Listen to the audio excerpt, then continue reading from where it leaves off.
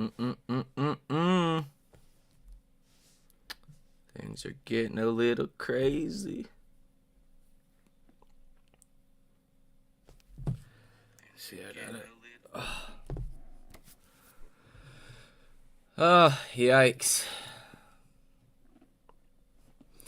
What's going on, guys? Whole 4 viewers.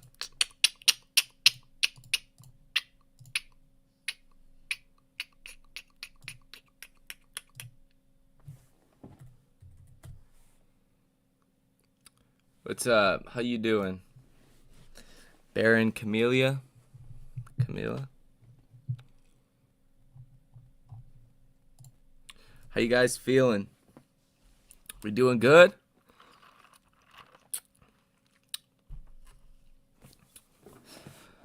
Wait for some more people to get in here. I mean, it is the weekend, though. So, I don't know. I don't know. It was a fun day, though.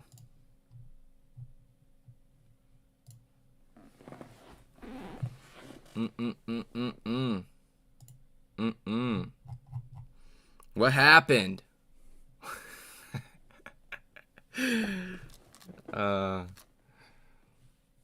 We got any guesses? Got any guesses what happened today? Buy-in today on AMC work related. Blind, deaf, dumb, thanks to Stockroom guy screwing up one of our projects. Yikes. That sucks. I mean, you'll probably have another chance. We're gonna be volatile as hell for the next couple of weeks, really until like December 15th. That should ease a lot of the fears. But so what's next month's hat gonna be? I don't know. What's next month? Is there anything next month? Maybe a New Year's hat, maybe? I don't know. That's a good idea. Give me something to think about. Wear a different hat every month. I actually have been wearing this thing like all over the place. I live by a Christmas town, so I kind of blend in a little bit. How we doing today, though? OTC is going to be blazing January through February. Yeah, I mean, a lot of stocks on the OTC, mid caps, all of them, they're just in the dumps. I've been making a lot of trades. I've been buying quite a bit. But yeah, I think January, February, you're going to have that fear be like way gone. Unless Omicron, that's the only thing I could see. Omicron being worse than like Delta or the first one.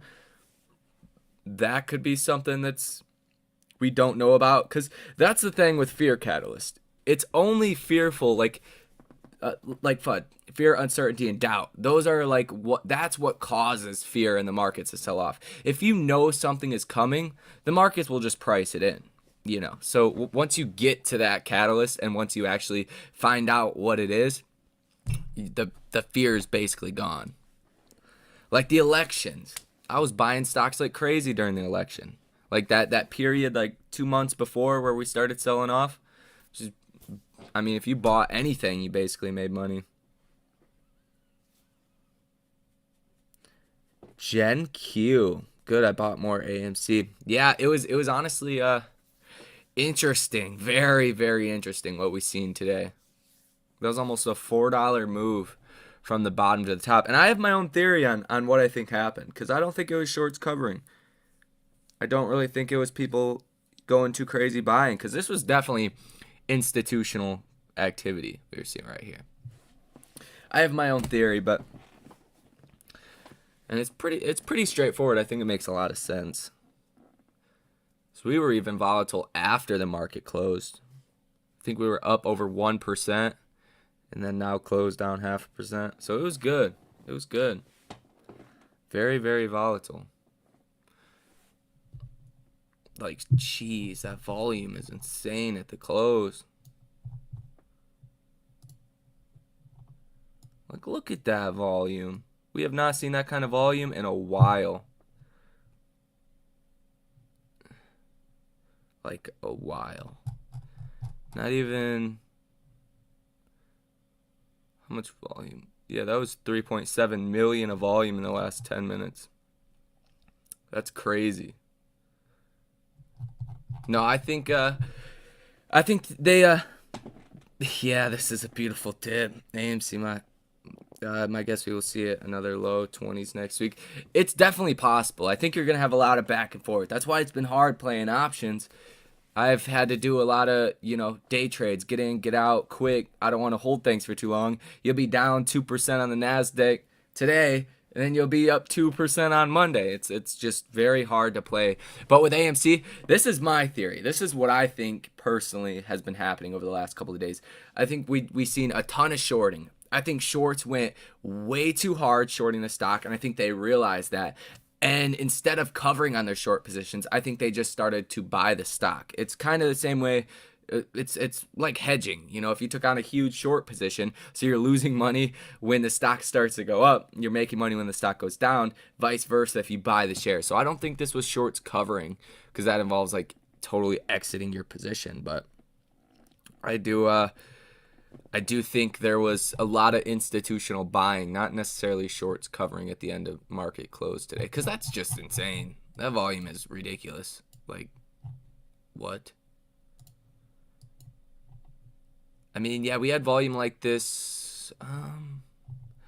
It was just very aggressive. We have not seen that kind of volume in a minute, but back here we had similar volume during what though? Yeah, going from 36 to 44. That's a lot of volume right there, but yeah, no, I think it'll be very good. I mean, we were down 16%. I know a lot of people were freaking out. Down 16%, closed down only 4. That was a 12% move back to the upside. It's crazy.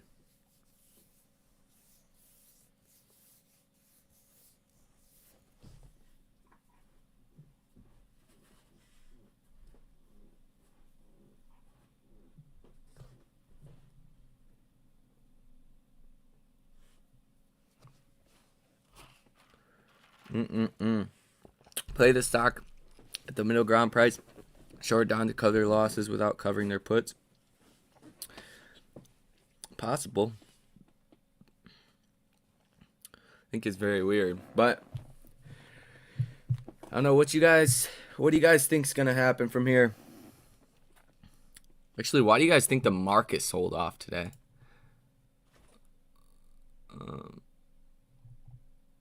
If you guys seen the videos, I'm sure you know my opinion. What is this? Oh, that's not important. 5 away from my 100 shares. Yeah, 100 shares is a cool level. You can start trading, start selling calls. Because, people want to buy them. People want to buy the calls. I'll sell you the calls. I'll be the market maker instead of giving that money to the market makers. That's the way I look at it. The new COVID variant. Yeah.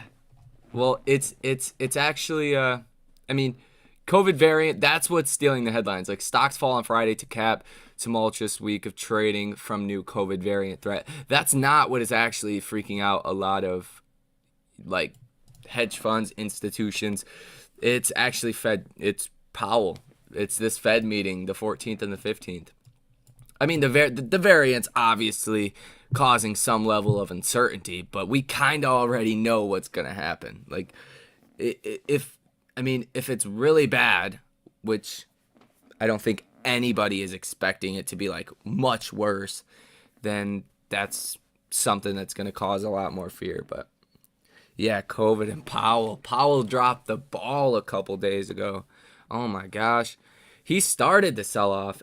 When him and Janet Yellen were talking, he started the sell-off. Like, literally, as they were talking.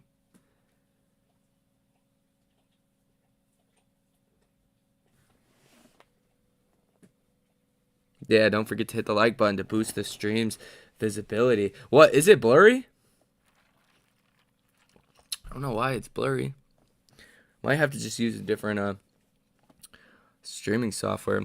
Somebody else said that, I think, last night.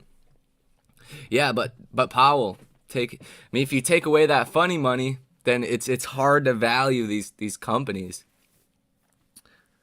Because that's essentially, if they stop tapering at even 2 months sooner, if they're supposed to stop in July, but they stop in May or April or June, April, then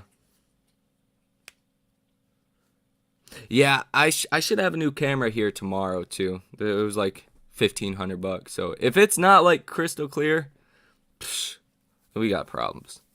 But yeah, this is a junk camera.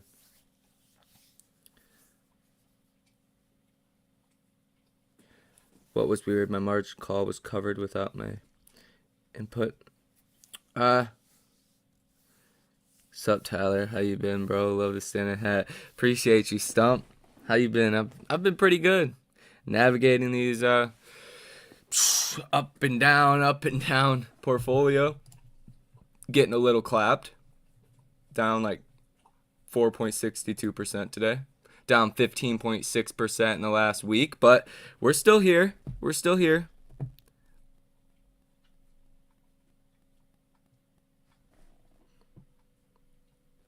Oh, only fam cam. Yeah, but it's good. It's good. No, it like the title of the stream. It's this move. This was the weirdest thing. I think we can all agree this was fucking weird. Like, what was this? I have my own theory, and more people are starting to join, so I'm gonna go over it. But back in January, were the GME shorts margin called, or was it a run up from FOMO because it technically wasn't a short squeeze? Was it? The short interest was like 136% on GameStop. I think AMC was. Oh, well, yeah, GME seemed more like a short squeeze, and like a lot of that is FOMO that drives the stock higher, because you go through little short squeezes all the time. If you don't have the FOMO and people go into the stock in massive numbers, you won't get those kind of price action moves. So I personally think GameStop, because GameStop was more popular then than AMC was. Doesn't matter what the share price was or anything like that. So I think that was a lot of a short squeeze. I think with AMC, though, it was not as much of a short squeeze as it was. Because, if we would have went through a full-on short squeeze, that would have been crazy. We only went up 10x. We went from $1.91 on the low to about $20 back in January. So that was, obviously a bit of a short squeeze too. But I think there was differences, We only went up 10x. GameStop went up like, 20, 30x? I think it's good, though. Yeah, everything was going crazy. Like, you could buy the worst companies and make money. Oh, I spelled it wrong. It's only fans cam. Oh, AMC will moon either late December, January, February, March will be the latest. Yeah, that's what I'm thinking. I'm thinking the end of December will probably kick off a lot of this, as the fear catalyst will hopefully be gone by then. And, if there's no fear catalyst, there's no reason to be super fearful. Because we'll have Powell's guidelines, what he expects. And, should be home sweet home. And from December 17th to that January 20th, I believe, right? 21st, 2022, just a lot of activity in between here. And I think these midweeks will get a little bit more activity, but I expect this January 21st, 2022 to be insane. Just insane. But now more people are in here.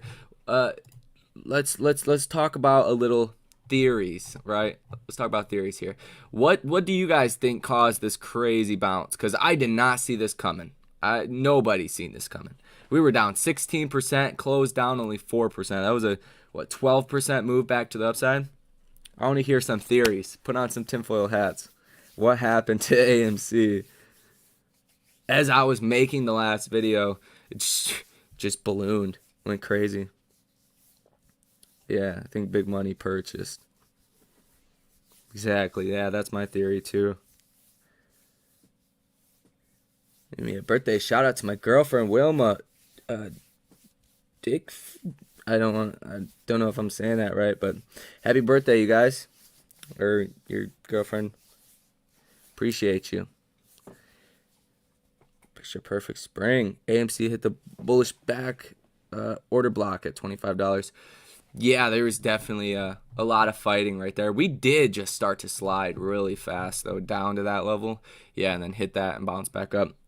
I think you've seen tons of shorting all the way down. And I think overall, hedge funds realized, hey, coming on Monday, this could see, or even throughout the rest of the year, this could see another move to the upside. Like, we're not killing the spirits. We're not, because if people weren't holding the stock, this AMC would be like $5 right now with the amount of shorting that we have been seeing. And I don't even directly, believe these estimates. I think the numbers are much higher, the amount of shares that we are seeing shorted on any given day. But yeah, I think a lot of hedge funds just shorted the shit out of it on the way down and wanted to hedge without actually covering. So I think they did purchase shares at the close here.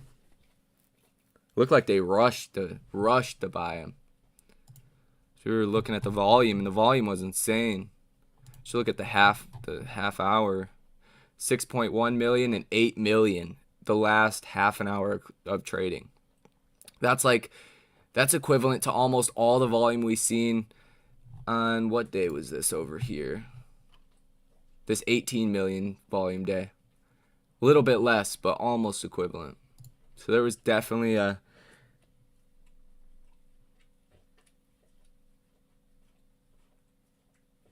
Why does this look so similar to the January move? Yeah.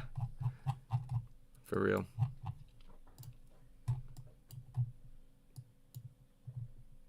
It really does too.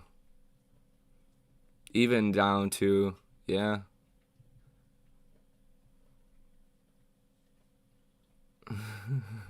It really does. That's interesting. That's an interesting correlation.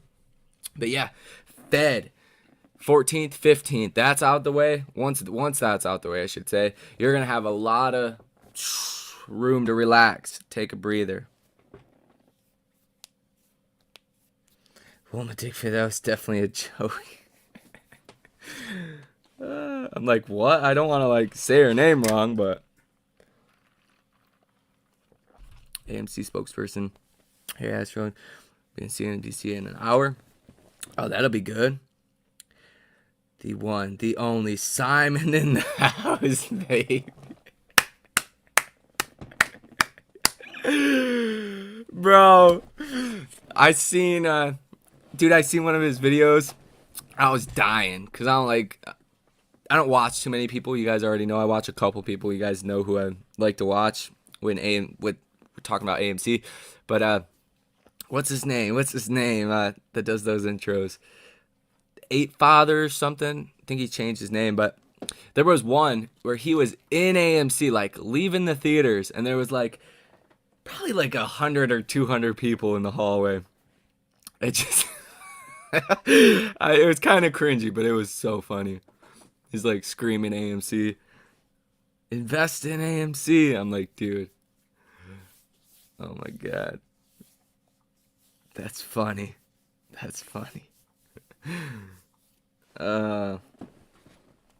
Interesting. I think it'll be good though. I mean, we did really fight in this range. You guys can see it's like a triple bottom. We did break right there, but that was only for a couple minutes, honestly. Around this level that I've had marked, 2650. Just got that bounce. So we're cleared above that. above this other level. This was the low back here, 28.91. So we're not quite out the danger zone, but we're looking pretty good. Yes, hey father, I like him because he's funny. Yeah, that shit was funny. I was like, man.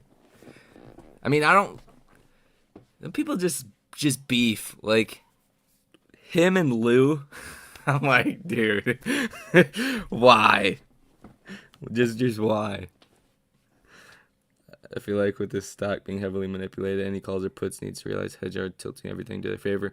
So anyone with the calls or puts are donating to the hedges. Yeah, essentially. I mean, there's so much that goes on behind the scenes. Especially, you guys got to realize these people know each other. So like, these market makers, Virtue, Citadel, all these big guys, they know the top hedge fund guys. And when it comes down to it, they make more money off of them than even retail, believe it or not. Retail is a very small percentage of overall volume. So they have an incentive to look out for their buddies. So I don't buy. I don't really do anything with options on AMC besides I will sell calls. If you guys want to buy calls, I will sell you calls. But if the MOAS started or something and I had a call, then I would just take the loss and sell it so I didn't have to sell my shares. But if y'all want to buy them, I'll act as the market maker instead of giving that liquidity to the market makers all day.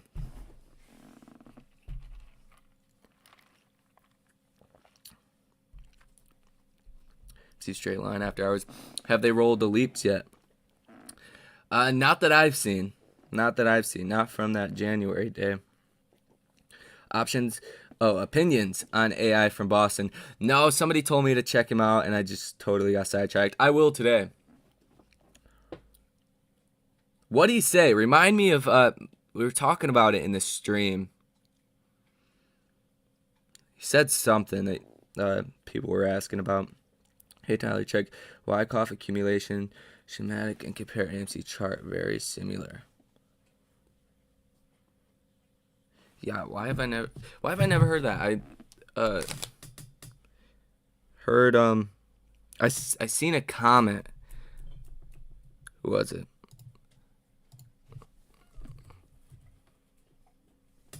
Okay, I totally gotta look at that because I can't wick off.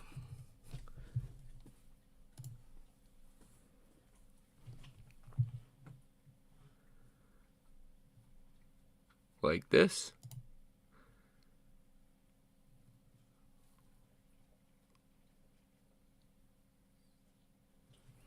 I mean, it does look like what AMC's been doing, but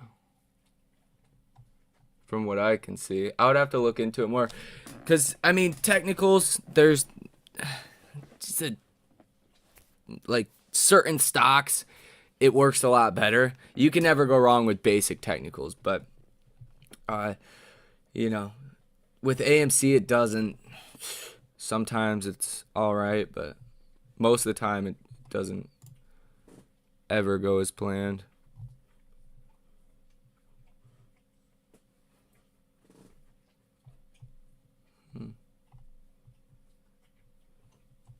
Interesting. It does, though. I mean,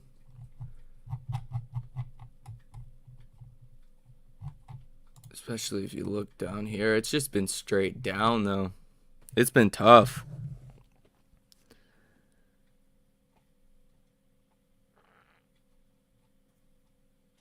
Yeah, tag me on Twitter, for sure. Flood the message board so Kenny's clients will see the truth. I mean, I'm not like in with the hedge funds, but I feel like you have to know by now, what's been going on. And I'm sure they do, and I'm sure they all profit from it. I'm sure it's Citadel, I'm sure it's all those guys that profit from it. But yeah, I mean, shoot. So, I mean, his clients. You said his clients. Yeah, his clients. Imagine who is Citadel's clients. Like, I don't know if average people, there probably is average people that invest in them, but I feel like Citadel's clients are like billionaires. I've been noticing some stocks seem to react like magic in opposition to YouTube video prediction speculation in the past few months. Yeah, I mean, it can play into what happens with a stock, like saying predictions that people make predictions and then it does the opposite or it follows through with that. Opposition. So yeah, yeah, they do keep up with what's being said in the community.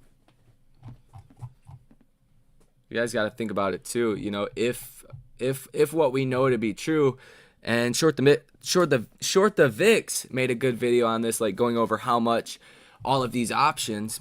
In January, this was probably a month ago. All of this money that's in these options, you would either have to have massive gains from like in June, and a lot of people probably didn't hold on to these options that were retail traders. It's just so much money.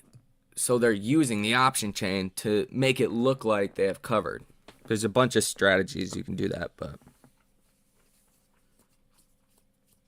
I feel like Monday will be good, but we seem to always get some kind of bad news lately. Yeah. Mondays tend to be our best days. So, it'll be good to see if that is the case. I think Monday, honestly, the markets are going to have a nice recovery. Because we've seen that, I believe, towards the end of the day.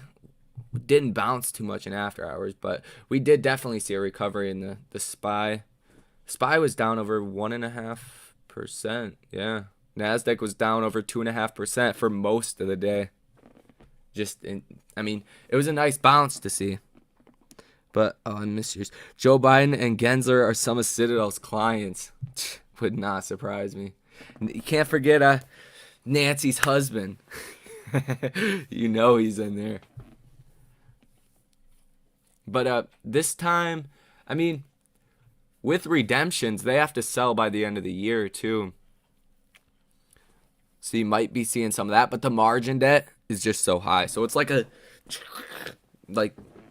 don't even know what the word, but compounding effect on what's happening. You get that first big sell-off, people start to panic, We still have 2 weeks until potentially peak fear. Well, not quite 2 weeks, but December 15th-ish. By that Friday, by December 17th, there shouldn't really be any fear unless something develops. And really, the only thing that's going to clap AMC, like clap AMC, clap the overall markets, is if something comes up that we already don't know about. Like, I think I said this in the live stream. If Powell comes out on Monday or whatever the day is, it doesn't matter what day it is, and says, yeah, we need to raise interest rates immediately. We're doing a 0.5% rate hike increase. Markets are going to freak out. They're going to say, what is going on here? Why are you doing this? Same thing with the Omicron. If we find out it's twice as deadly and hospitals are like a 80% capacity, markets gonna freak out. But if there's no crazy developments that we already don't see, like even if Powell does start to taper faster on the 14th and 15th, it's probably mostly already priced in right now. So you'll probably see a bullish reaction. But I think naturally you're gonna see a pretty good reaction on Monday anyways, because everything's sold off. Like I've been buying stuff. Oh, this ran in after hours, didn't it? Oh, that's solid. That's very solid, actually. I bought 100 shares, flipped out of it really quick for like $10. And then I'm like, fuck it. I'll buy 50 just to see what it does. Shout out Trump for that one. I think Monday will be bad because short sellers covered today, so they wouldn't have to on Monday. I actually think it was it was just a lot of shorting that's happened over the past couple of days, and then to offset that without actually having to cover, you could just buy the shares to hedge it. So, inevitably, I think they're expecting a bounce, and I think, because you didn't see, if that was shorts covering, that was a ton of volume. 30 minutes. Yeah, it was like, oh, I'm on the spy. I'm like, what? Wasn't okay. 30 minutes. Yeah, it was like 8 million for volume. 6 million. So you've seen a lot of activity. I personally think, and it's, it's really up in the air because anything could have happened here, but I do think it was just firms buying shares to hedge because they shorted this shit until basically into the ground. Like, and I think they were trying to break people's spirits, honestly. Where are the ladies at? Roll call, ladies. I think the record's 4 at a time.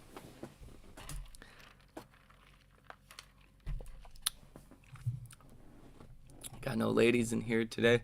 But yeah, it should be good. And if, like, I mean, I don't know. Because 8 million for volume. Let's say all 8 million was shorts covering. Theoretically, that's about 10% of the short interest. Cindy, what is going on? We got 1. We got 2. That's great. Love it. 2 females. 2 females.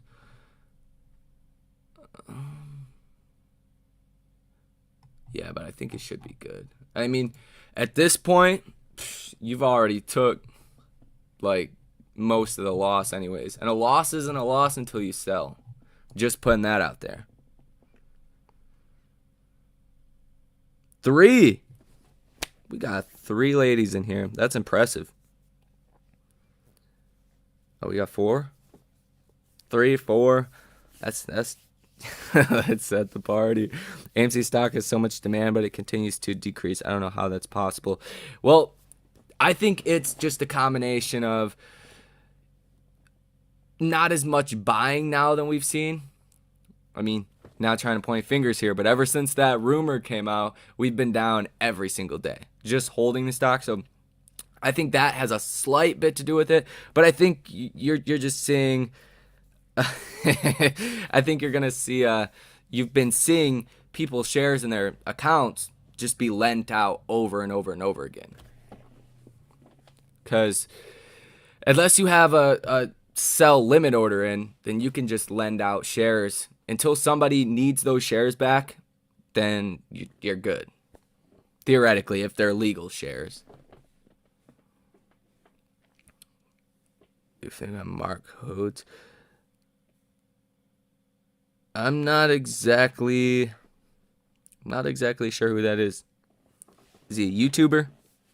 Ladies don't like money? I'm shocked. My girlfriend spends all of mine. Word. I mean, girls, yeah. You can have good and bad females. Some people add to you, some people take away from you. Same thing with guys. So ladies, don't think I'm attacking you. Same thing for guys too. Just some people add to you, some people take away from you. Tyler, cute. Girl, you cute. What do you think about the Evergrande situation? I think it's something that's going to come up down the line. Because during, up until 2008, like Michael Burry, if you guys have ever seen The Big Short, all right. We got to put you in timeout. Timeout time. Timeout naked HD. Chill on that. But, anyways, what was I saying? Yeah, up until then, like in the movie, if you've ever seen it, it's a pretty boring movie unless you're like nerdy and into that kind of stuff, like I am. You you guys are distracting me. But a couple years before everything toppled over, you started to see things hit the fan. And China's been in a real estate bubble. Like have you guys ever seen ghost towns in China? Actually, I should have specified. You guys ever seen ghost towns? Dude, they build cities. They are part the reason why we got out of the 2008 situation. But they're potentially going to be the ones to cause it again. Like ghost cities. Like nobody lives in these cities. I think there's like 20 of them. Just empty. Like nobody lives there. Sky, like huge buildings. So I think it's going to take some time to pan out. I guess some people live in some of them, but like some are just completely just nothing. There's like one scooter, one car. Yeah, Brandy. It's actually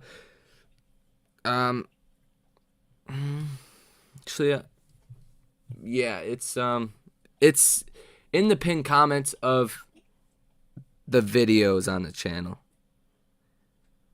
My software, I need to get Streamlabs again or something else, but they won't let me put the link in the description before I start the video. So it's linked in the or pinned in the comments in the other videos, but or it's just the Creative Investor if you want to look that up. It should come up. I've seen videos of ghost cities in China. It is amazing. Seriously, they just pumped just started cranking out stuff like buildings, anything they could to create growth, basically.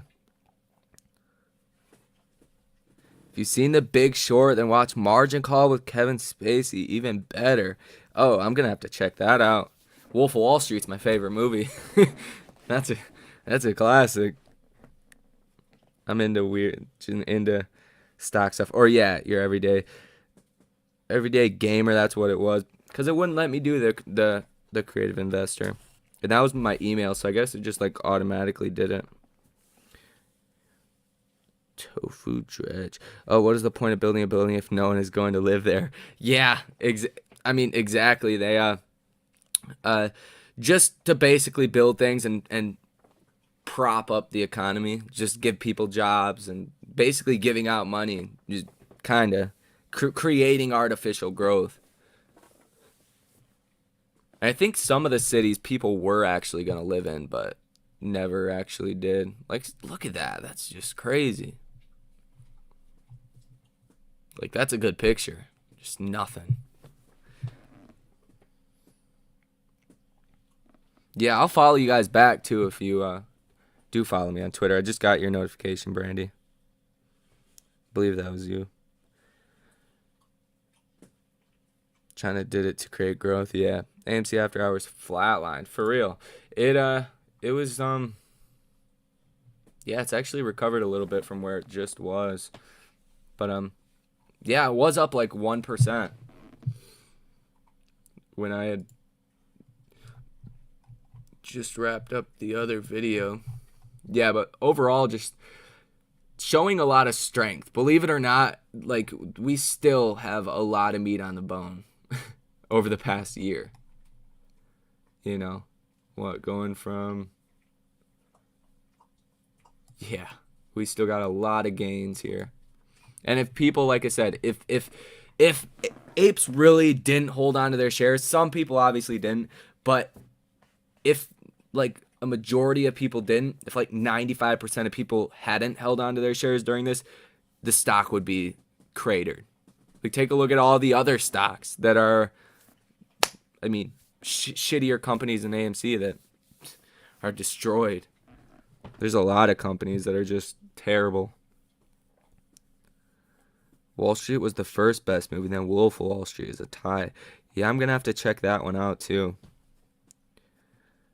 Oh, 95 hedges clock out, or at least make it look like their infrastructure was growing. Yeah, they basically artificially made it look like that.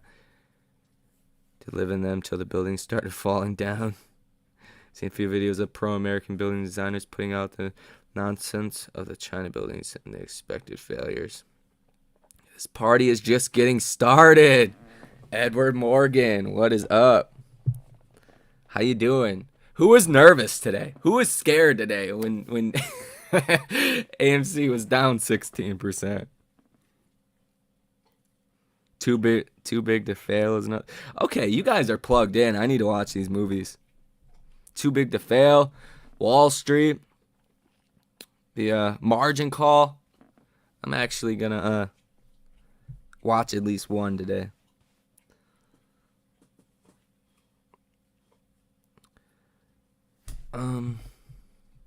It's up here. Brandy added me. I need to get another monitor so I can just, do the whole thing. Nah, I got my emotions in check. That's what's up. A lot of people do, a lot of people don't, And that's the worst thing. You don't want your emotions just getting the best of you. Because, at this point, it's too late for emotions.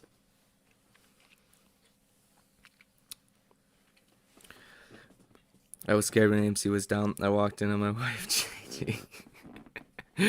Still down over 3,200, but I ain't scared yet. I ain't never scared. What? Never scared. Amen to that, yeah. It was tough. Thing I'm worried about is getting my check in the bank so I can buy more before it goes up. Oh, yeah. At these prices, $29. Oh, my gosh. A little bit less than that here in the after hours. That's insane. Honestly.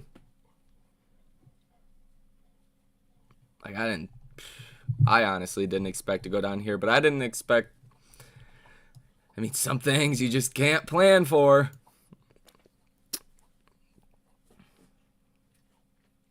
Good movie. Club Dread. Never heard of that one either. Have you guys seen Kevin Hart's Netflix show? That one's good. I like that. Wife is asking about AMC. Best video or movie to explain it. Oh, definitely either my channel or just look up. Actually, I'll show you.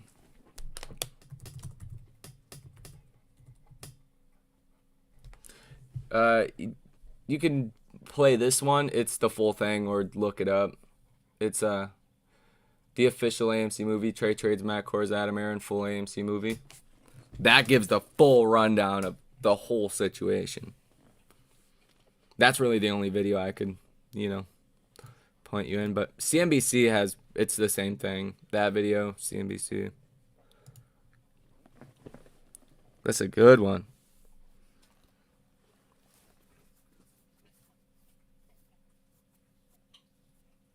AMC originally was a symmetrical triangle bull pennant. Now AMC looks like a bullish flag or falling wedge, which is still bullish. Oh, yeah. Oh, yeah. AMC looks good. The fact that it is holding up at these levels that I had marked, I believe, 2 days ago, when we broke this level right here, 35, I believe I put these two levels. Fact that we have, been trending right here, it took a lot to even drop us under 2650. Touched it twice and then finally broke. But once we broke, we just shot right back up. Considerable amount too. Thanks for hanging in for us, Tyler. We are close to AMC Army. LinkedIn is our next support. We got a Citadel employee who saw movement on there. Try to like the Citadel article and share it on your linked. Oh, for sure. Yeah, I'm going to have to check that out after I get off here. A couple people have talked about that. Hey, Tyler. Yes, are here. An 8 from Egypt. Shout out, Egypt. That's what's up. We're global. That's nice. Is there AMCs in Egypt? Serious question. I don't know. It's an NBC documentary. Even though I can't stand Matt Kors, we got better people in the movement. But she will get caught up. Dude, Natalie, I seen, what was it? Ape Father? I don't know who coins himself that anyways. But, Natalie in the house, baby. Woo! That's good. But, no, I seen Ape Father made a video about you, Natalie. I didn't watch the whole thing, but I was like, what? The name caught my eye. I'm like, oh, yeah. I gotta look at that.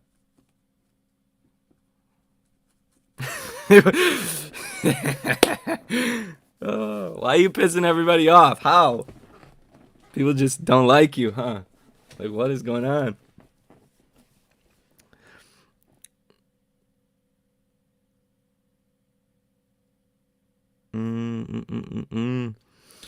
This YouTuber is so bullish on AMC stock talk daily and spreading FUD about Vanguard selling yesterday around 10 a.m. He did it again this morning. What a clown.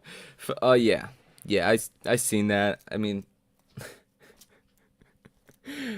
it's just wrong information. Like, it's not even factual. We'll pull up the Fintel right now. It's not even factual information. Yeah, I love everybody. I mean, I wish people could just be cool, but it's too many questions, I guess. So Prague was the second MOAS. I was like, what? Oh yeah, yeah.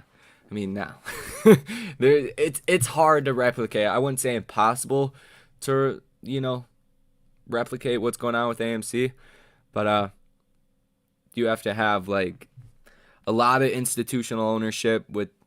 It's just very hard to replicate the same thing that we've been doing.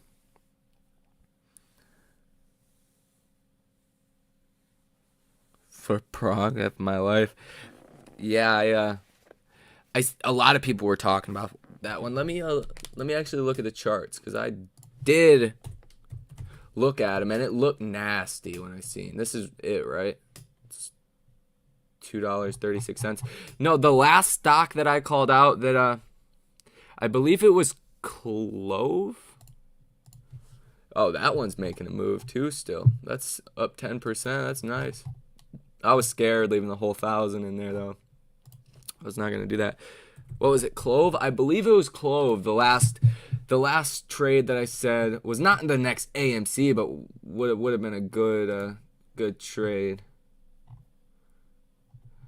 And I did trade it in June 8th, $340, and then bought another one at 400. Sold one at 720 and sold another one at 580. So it was a nice trade, but the next AMC, that's a tough claim to make for any stock. We need a beer. We need beer to be the MOAS. For real.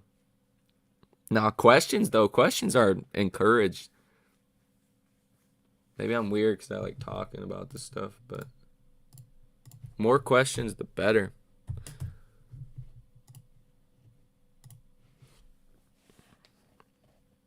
Sundial next. Yeah, let me check Sundial. I've traded that one too, but the flow is so big, so you need a lot of money, to flow into it. And I would look at, what the overall business is doing. They're still, it wasn't all too bad until this sell-off, I guess. What, from 60 all the way up to 96? Yeah, the sell-off kind of screwed it. Everyone needs to tweet Edmund to sell beer and wine at all AMCs. Don't they sell alcohol at some of them? I believe they do. But at all of them, yeah, that'd be nice. That'd be like great.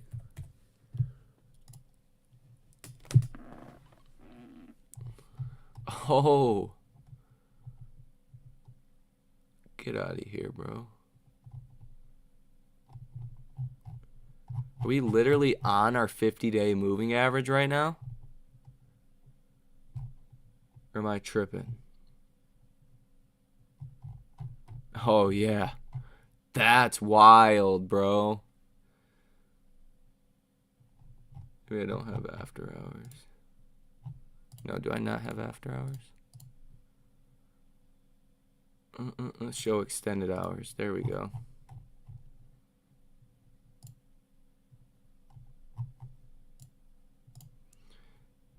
What's the stock at? 454. Actually, we're above that a little bit. Okay. I'm Like, did we close on our 50-day moving average? That'd have been insane.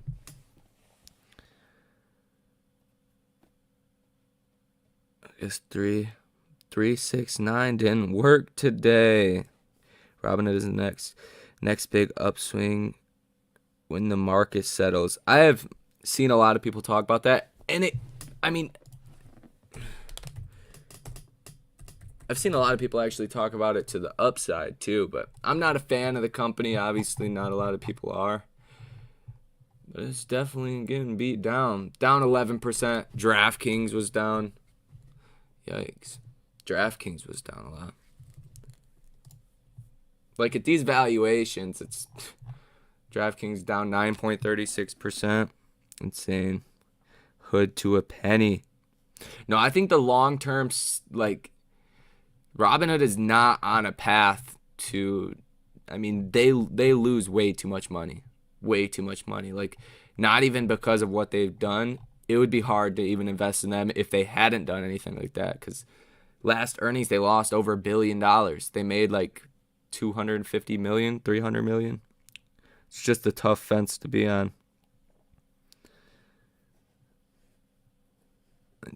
Docu down over 40% today. I think it's a good buy now. Yeah, that just got destroyed.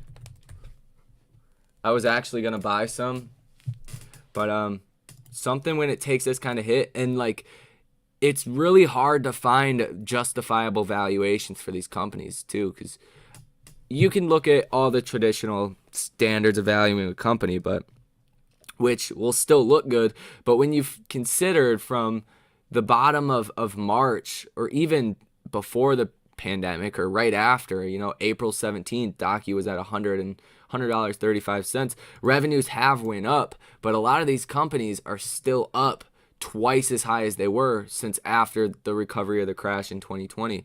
So it's like, have the revenues went up double? I'm not exactly sure with DocuSign. I'm sure I've used them before.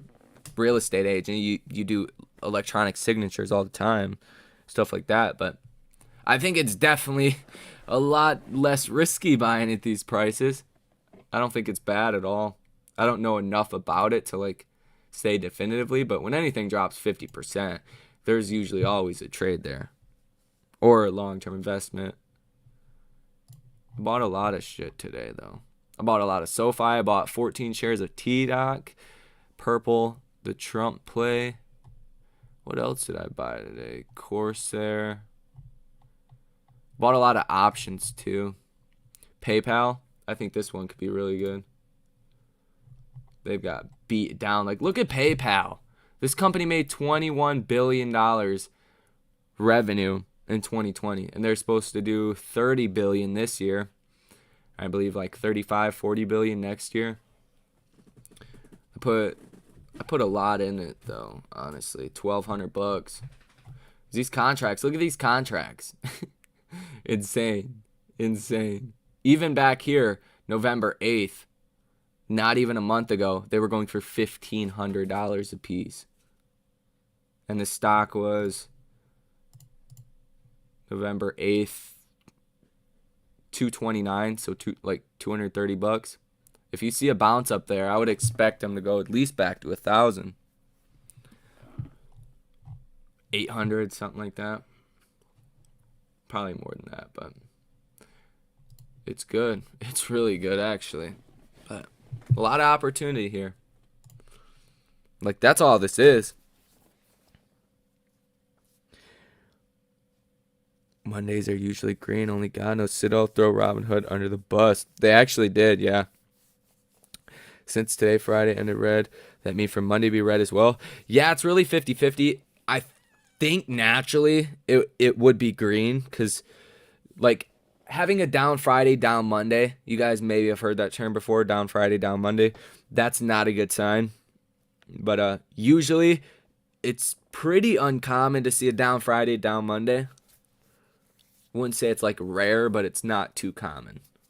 Because over the weekend, investors get to like digest and figure out things, and just like halting a stock, it usually changes up the momentum. Kind of the same thing on a weekend.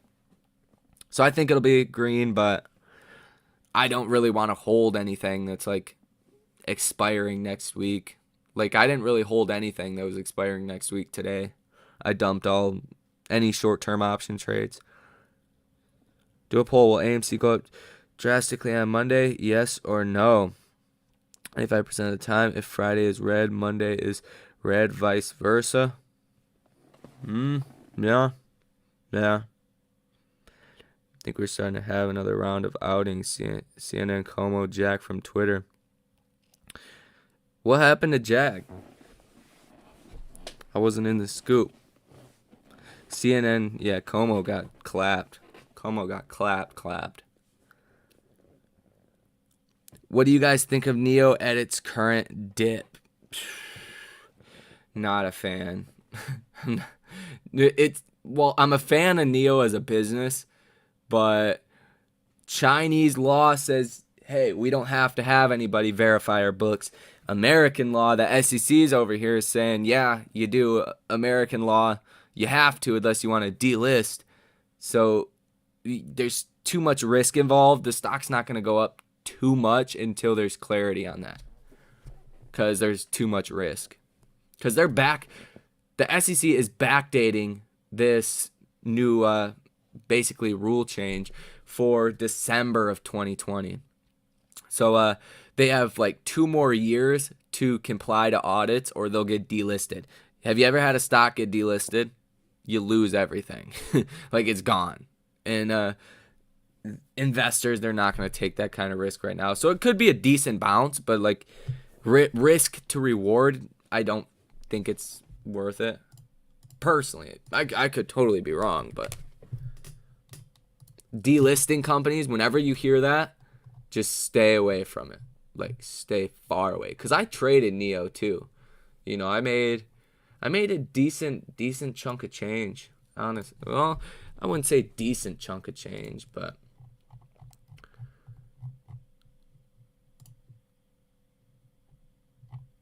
it was straight.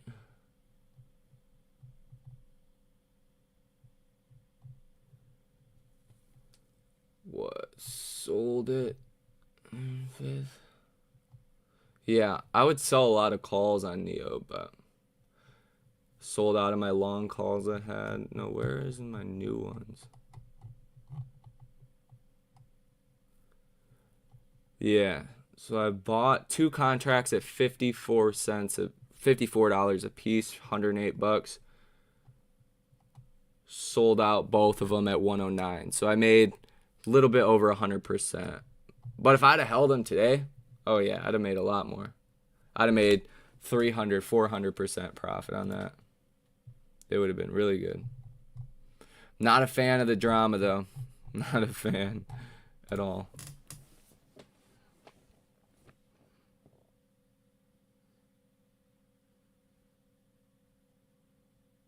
I doubt Monday is going to be up much more, rather down. Remember, it's close to Christmas. Everyone is dumping money into Christmas. Yeah, that could definitely be true. Typically, you do see a Santa Claus rally, but Santa Claus might be bringing us coal this year.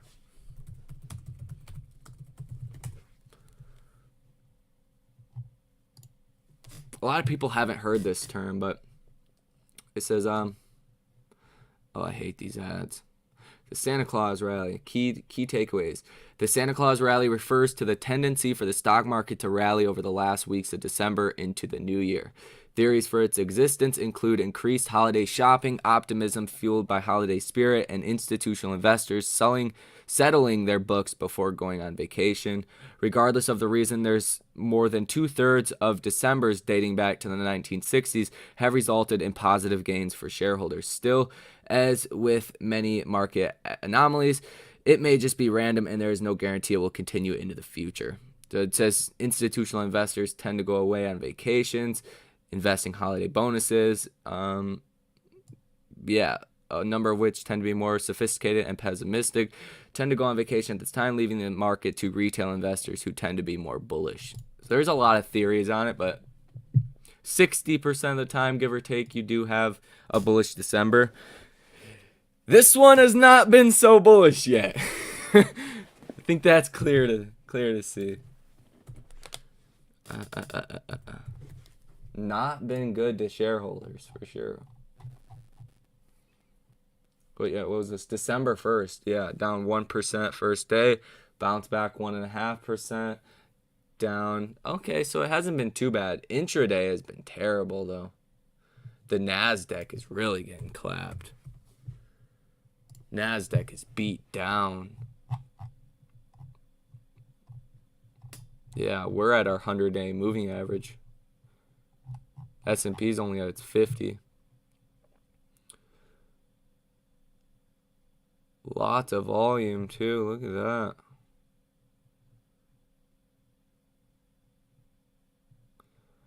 I don't know. Not good. Maybe maybe Santa's 401k is in Citadel. For real. It makes logical sense at this point. Why are people still using Robinhood? I mean, I haven't added any more money to it. I've just had the same amount. I've had positions that have went crazy, and I just don't want to sell to pay taxes on them, honestly. To be honest with you.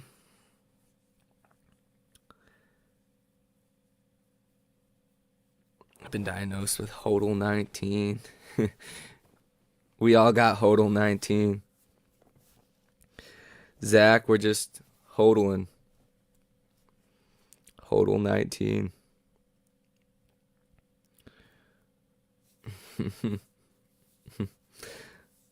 What do you think of Rivian at 100? I think people are just going for the next Tesla. I think Rivian, I made a put on Rivian. Jeez, I feel like every single stock you guys talk about, I made a trade on. A profitable one at that. Yeah. Bought a put $230, sold it at 470, so like 100% gain again. I think it's a lot of people chasing. There's definitely room for it to fall here, and they haven't produced any like revenue. So like if you want the fundamental valuation to justify its valuation, they're far stretched. This thing is pricing in a lot of future growth. So is Lucid. But I guess Lucid's had more time to prove that it says something, and then 6 months later, it's like going with what it said. It's actually on course to keep up with what they're saying. But Rivian, just a lot of unknowns. The partnership with Ford fell out. So Ford and Rivian are not going to collab on making a vehicle. And if for whatever reason the Amazon deal fell out, you could expect Rivian's valuation to half. You could expect this at a $45 billion market cap. About $50 a share. I don't think that's going to happen, but if it did, it'd be very bad. So I think it's just a risk to reward profile. It's not my thing because I have a lot in Lucid, but yeah. Rivian equals Amazon. If Amazon changes their mind, Rivian crashes 100%.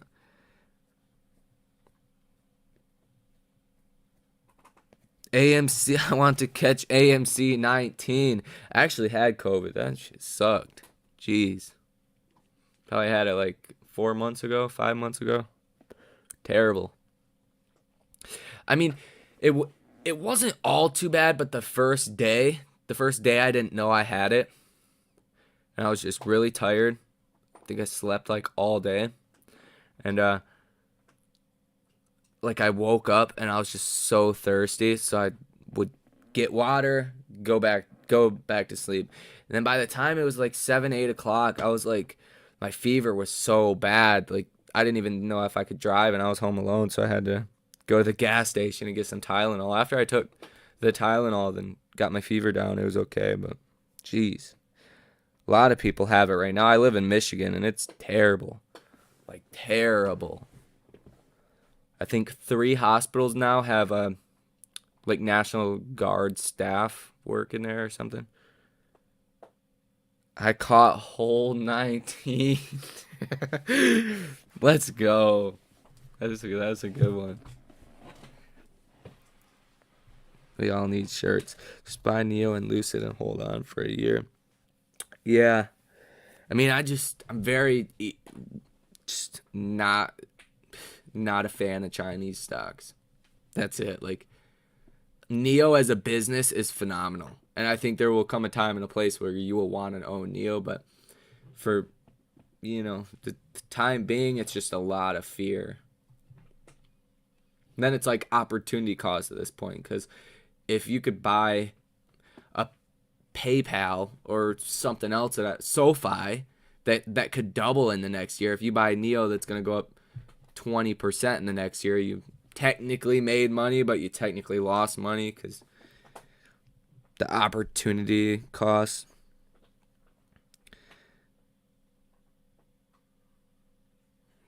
Rita, when I had COVID, all I did was sleep and buy AMC. Yeah. Yeah. Yeah, that was a long while I was off. Freaking off from my other job. I still made videos, but that was even hard. Cause I try to do videos in one take, cause I don't like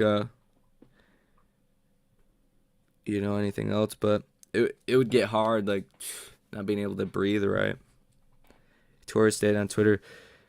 GME trading was allowed only after permission from their liquidity provider, yet Robinhood goes by a different story for the same dates. SEC equals fail. Exactly. It doesn't make a lot of sense. I used to be a nurse. Important question. What is the flu count today? Oh, yeah. That's a good question.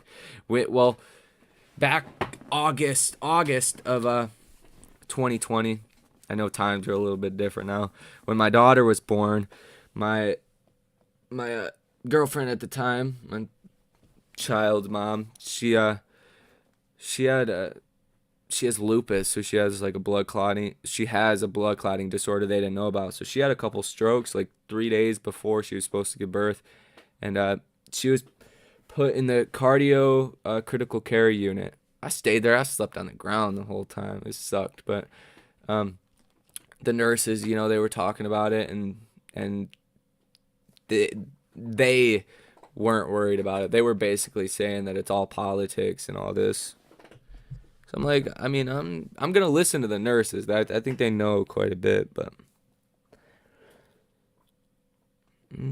survived the great hodl of 2021 T-shirt. Yeah, it's gonna be crazy to look back at all this. What happened? What happens to AMC when the market crashes? Well, there's not too much like data to go off of, but if we look back at history, like with Volkswagen, they went down 50%, and then they short squeezed at the bottom of the market. So I would expect AMC to come down too, to even down 70% wouldn't surprise me if the markets did go through a full crash. But on the other end, I think AMC. I think we can all agree AMC has took a much bigger downturn than the markets have. So I do think at some extent AMC would slow down as the overall market sped up, and then you'd get to that inflection point where any little increase in buying power, good news or anything, once that short interest is through the roof even more, then there's not enough liquidity to pull out into these other stocks because they've all went down. They've lost hundreds of billions of dollars in value, and that's where the real problem comes in for the hedge funds. But AMC clown. You guys are funny. Negative beta. So when market crash, the AMC should go up. I think negative beta was -5 last I heard. I heard it was like -10. And I'm like 10.4 or something. I looked it up on the other stream. I don't know. It's been like for a long time it correlated, and then it just stopped. All of a sudden just stopped correlating. Didn't really make any sense, honestly. I've been working on the ICU as a nurse for 10 years. Holy shit. I hope they're paying you good for all this shit. Question: could the hedgies be covering shorts a little at a time when AMC dips and just keep doing that over and over? I think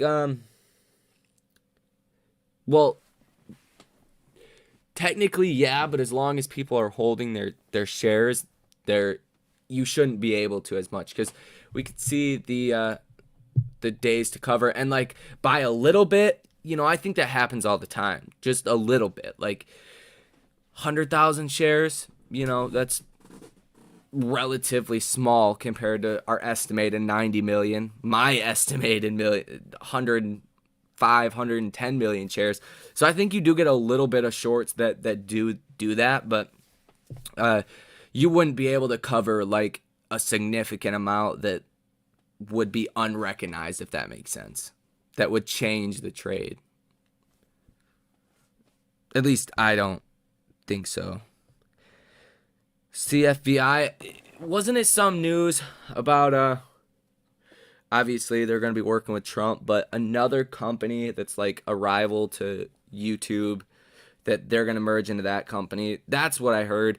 I just heard Trump and it's a SPAC, so I bought in at $11.99 with 50 shares. So like the most I could lose is down to 10, unless the thing gets well, that's all I could lose, down to $10. So I'm like, risk to reward. I bought 50 shares just because the risk to reward made a lot of sense. I don't know. I mean, I don't really have a take on it besides just the trade. I think Truth Social, all of that will be good as long as there's advertisers and, there's enough advertisers that want to, work with that kind of content, which I think there will be, but Rumble. Yeah. So I think it'll be good. I'll probably end up investing in it once it actually merges and does all that, because SPACs are a little bit hard to value.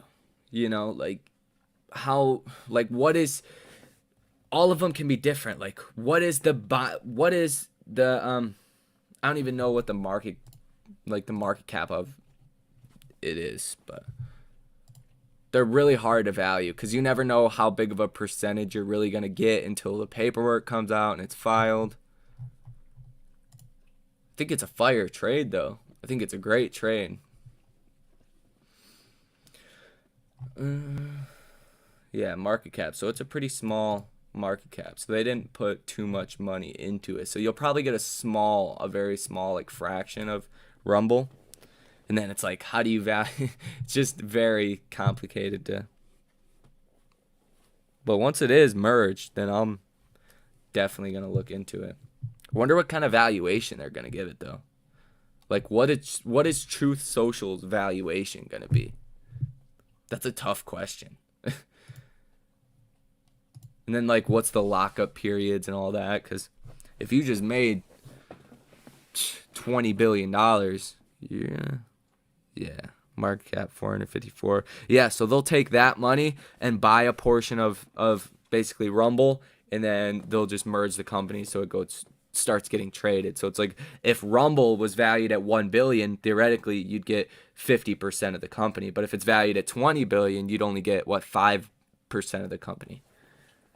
And that, could make a big difference, number of shares and all that good jazz. It's just very hard to value them. Is Gerbil tied to DWAC? I didn't hear anything about that.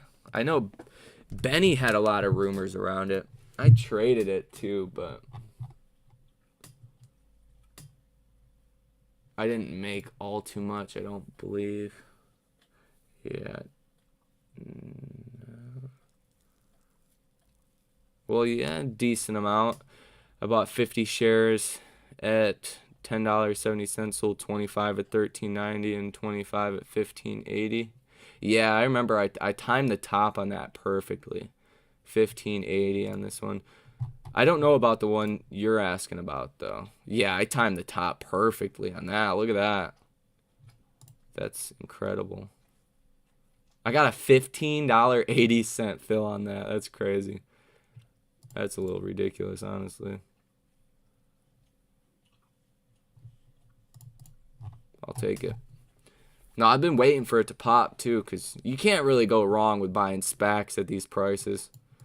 Because worst case scenario, you get refunded down to $10. Like, you'll lose, $14 for every 100 shares you buy. 100 shares is $1,000, so it's like you might as well buy them at that point if there's news. I don't know. Gerbil. Did it move today? Did I not type that in right?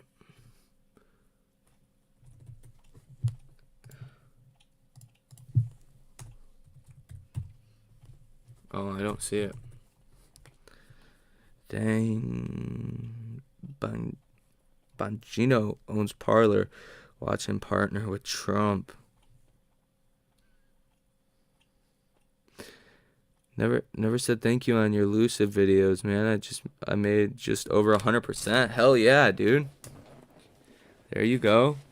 I think I'm still sitting at about 100% gain. Believe. That's what's up. For a while there, nobody liked Lucid. Swear to God, everybody hated it.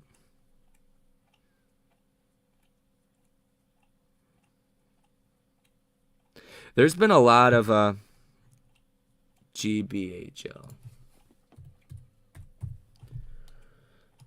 I mean, if it's OTC, I would be careful, just very careful, but I haven't heard anything really about it. I don't like to trade OTC, though, because there's, no requirements to you don't even have to report earnings or anything like that, so just different playing field. Now, just be careful. My dad is Ken Griffin. He is a good man. You apes are hard on him. He is sorry for all the manipulation and wants to call it truce. Oh, that's a good one. Freaking Ken Griffin. Can we just talk, man? What's been going on? What's been going on, dude? Let's clear it up. With no recorders, no freaking lawyers, none of that. Let's just sit down, have a friendly conversation with just my camera and you on the other side. Lucid is a better car, I think. Better mileage, looks sleek, good price. Yeah, and they got the Motor Trend Award. My mom doesn't know anything about stocks, nothing, hardly anything. Doesn't really know anything about EVs, doesn't really care, but she knows what Motor Trend is. So I was telling her, she's like, "Oh, Motor Trend. Yeah, I know what Motor Trend is." She's not a car person. So that's a big deal. That's actually a very big deal. GNC G code thing. I mean, Trump's been trying to partner with a lot of companies, or there's been a lot of rumors. And I mean, it makes sense though to see that kind of weird spike on that volume. Makes sense. I'd just be careful though. Sometimes some things are just one-hit wonders.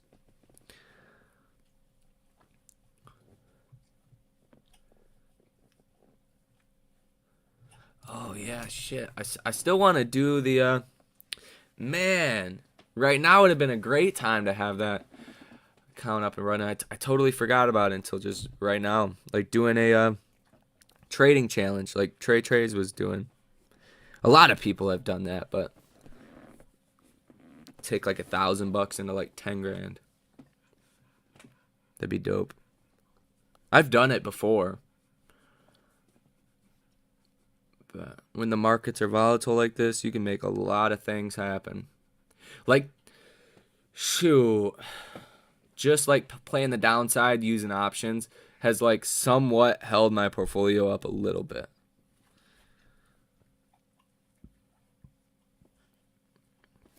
I seen Natalie talking about the 369 thing.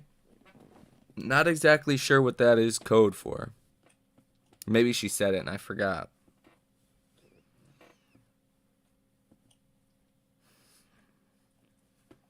$369. 6ix9ine? You talking about 6ix9ine? Y'all snitching?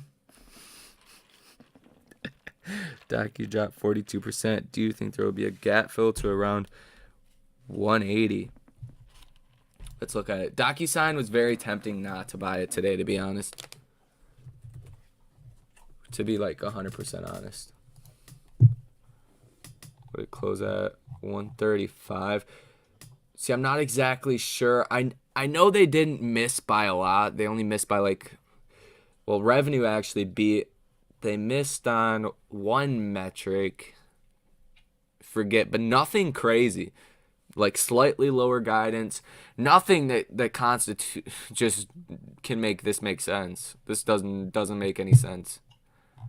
So I think you will see a rebound, but I mean, 180.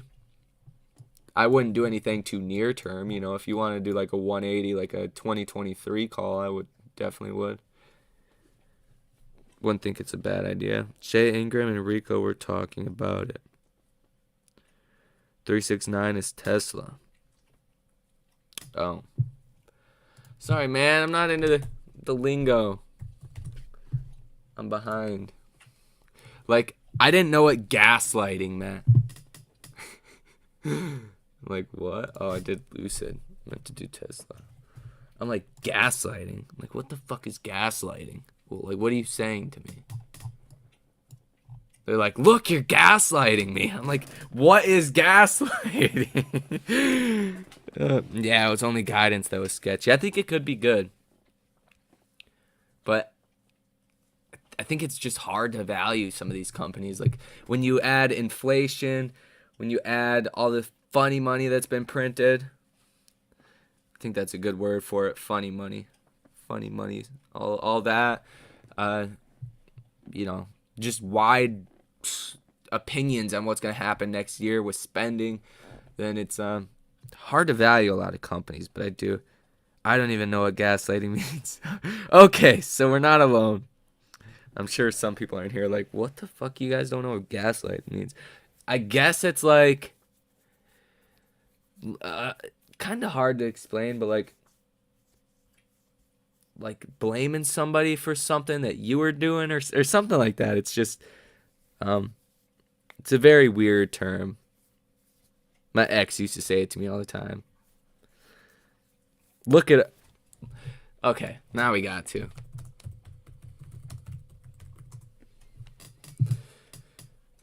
Psychological manipulation of a person, usually over an extended period of time, that caused the victim to question the validity of their own thoughts, perception of reality, or memories, and typically leads to confusion, loss of confidence and self-esteem, and certainly of one's emotional or mental stability. People use the term like it's nothing, though.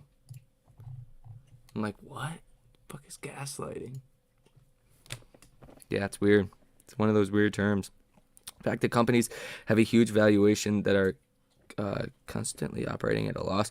Oh, yeah. Some companies are crazy. I mean, Tesla, like, one could say it's justified, but it's pricing in a lot of future growth. So if the company only stayed at, like, this pace, or, like, only, like, 5% a year, oh, yeah, you'd be looking at some pain. But, I mean, higher growth companies, higher valuation. But when you first start off, that's where it's really hard to value a company. Like Lucid, like, I don't know if Lucid's worth its valuation. I'm certainly not buying it at these prices, but will it do good? Probably. Like, what's the market cap? $77.82 billion. That's just unfathomable almost. Like, jeez. It's just pricing in a lot of growth. A lot of growth. So if you're wrong, you get clapped. You get really, really clapped. Giga Press. Oh yeah, I seen that. Tesla's gonna build in Texas rather than Germany first or some other country. Look at NIO last year, $2. Yeah. NIO got saved by the Chinese government. Now they own 40% of them, which I actually seen as a good thing. I mean, I figured China wouldn't let NIO fail. You know, I figured that at the very least. But it looks like we're heading down the path for Chinese stocks to get totally delisted, in my opinion. It's going to take some time, so it's not like it's going to happen tomorrow. But the markets are forward-looking instruments. So, like, the best example is, like, if which is a very dramatic one. If scientists knew the world was going to end in like 2 years, the stock market would go to shit now. So it's like the same thing to think about with Chinese stocks. If people expect them in 2 years to get delisted, then they're going to go to shit now. But if that turns around, you're looking at a massive trade. You're looking at a fucking stupid trade. But it could definitely come down some more. Yeah, Neo was in the shitter. Because they went for super high market, like the high-end market individuals, or like income earners in China with their first vehicles. Just like Tesla. And that almost put Tesla in bankruptcy too. What was it? I heard Elon saying that Tesla and Ford are the only car companies that have never went bankrupt, never filed bankruptcy. Every other one has. At least bigger companies. I was like, Ford never went bankrupt? I swear Ford went bankrupt, but no. Lucid will take second place in the EV's future. I do believe that. I actually do believe that. Because I think right now people say, yeah, we're like far into EV. No, we're not far into the EV cycle. We're not even there yet. Like Tesla will one day be the most valuable company in the world. And, Lucid, like, will probably be the second biggest. Like, that's why I put such a big investment in them. But people talk about Ford and GM and all of this. You guys know why those companies are not valued as high as like a Lucid or a Rivian or something? It's because partly, well, there's two different things. Because like gas vehicles, they take a lot of maintenance. So those companies, those dealerships, they make, Ford, GM, they have some level of recurring revenue from servicing the vehicles. But on top of that, EV companies are getting brand new customers, whereas a lot of customers of GM and Ford, they already own gas vehicles, so they're just switching to another vehicle. And EV vehicles, at least in the beginning stages, are gonna be lower margin. You're gonna lose money on your vehicles until you actually get production going and you start cranking them out. So legacy automakers, they're just swapping vehicles with the same customers essentially. Like you're going to grow customers, but not nearly as fast as a full EV company or a faster rate. Which, when I heard that, it all made sense. I'm like, why is Lucid valued, like 15 billion more than GM and Ford? And then they've delivered like probably 300 cars, 200. It's because they're totally brand new customers. Legacy automakers, they have the same customers for so long. They're just switching them out products. They're not actually creating any new customers. Well, on a massive scale anyways. Makes sense. Domestic automakers, yes. Yeah. Japanese, many haven't. Good clarification. Neo is still funny. Loose will take still funny money, China money, bail out. Yeah. Funny money, China money, funny money. Neo is a crazy great company, but with China and politics, it won't grow. Exactly. Like dude, Neo is like genius. Neo is a genius company. Like there's no arguing that. People in America, when Tesla tried out the battery swap, I believe they had 2 or 3 locations in California in like 2014, 2015, and it didn't work. Americans didn't like it. They didn't want to do it.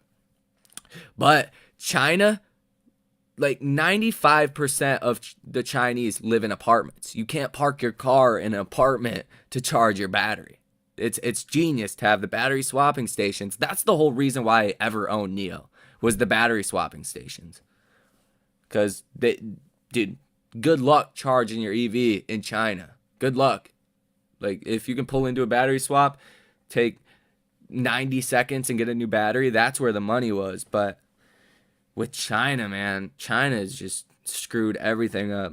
And it hurts them. Like, America can afford to lose Neo's market cap, Alibaba's market cap at this point. Like, it would be a hit, but I mean, when it comes down to it, it's really going to hurt China more not having that global investor base that invests in the company or the country and their companies.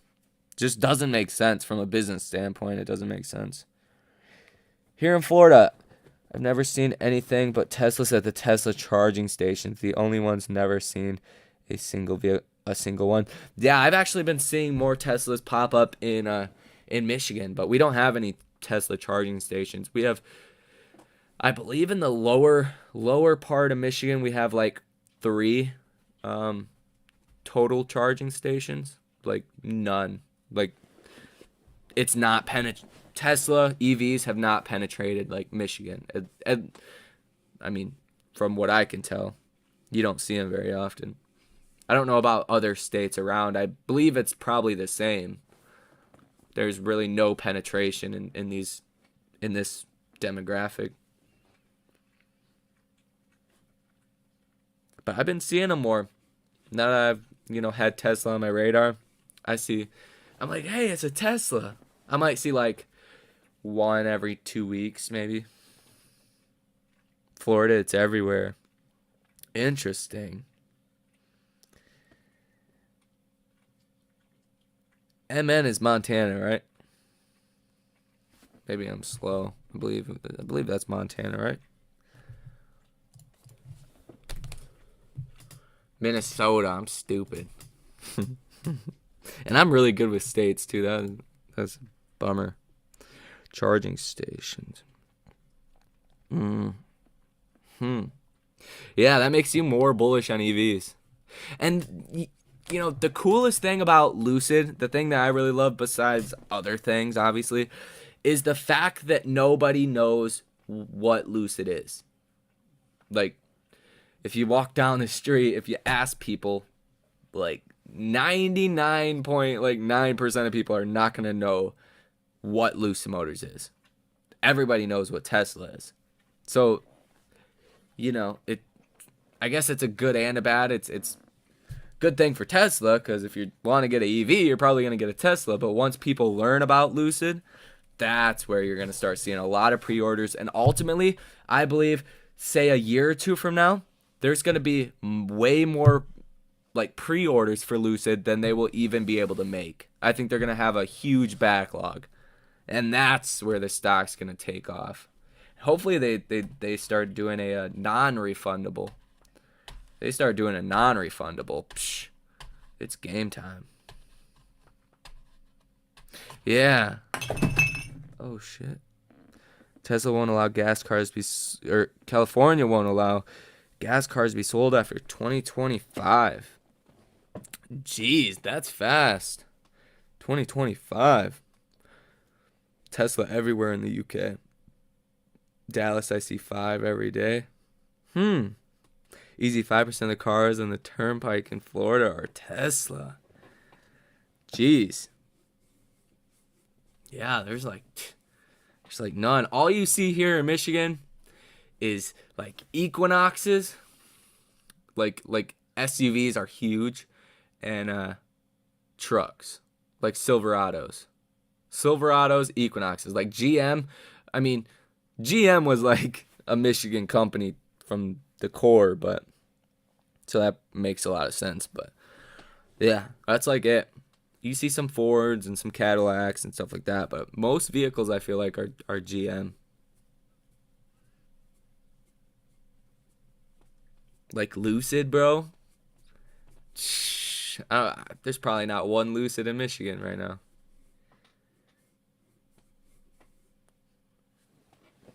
Yeah, see, it's crazy. People just don't know. You can't buy something you don't know about. And it's not really worth advertising at this point, because what, you're going to advertise that you can get your vehicle in a year and a half? Or, I mean, yeah, basically 17,000 pre-orders. They're wanting to do 20,000 vehicles next year. So you can get your vehicle in October of 2022. There's no point in even advertising.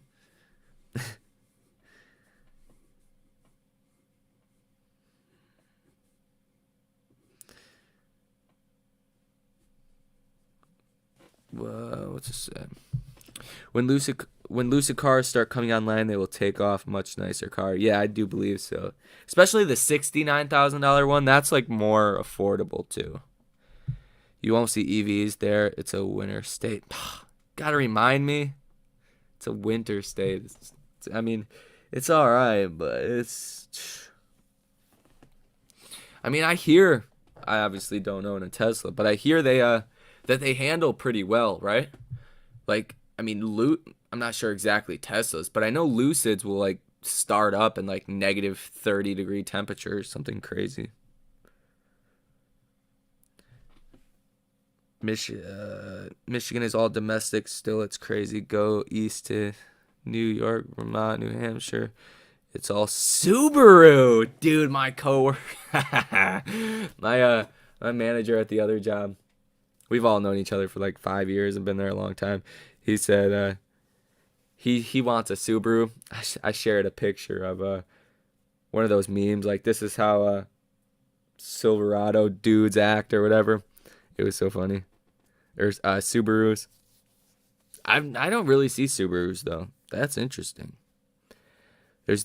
There are no Teslas that I've seen in Ohio. Julie, you live in Ohio? That's crazy.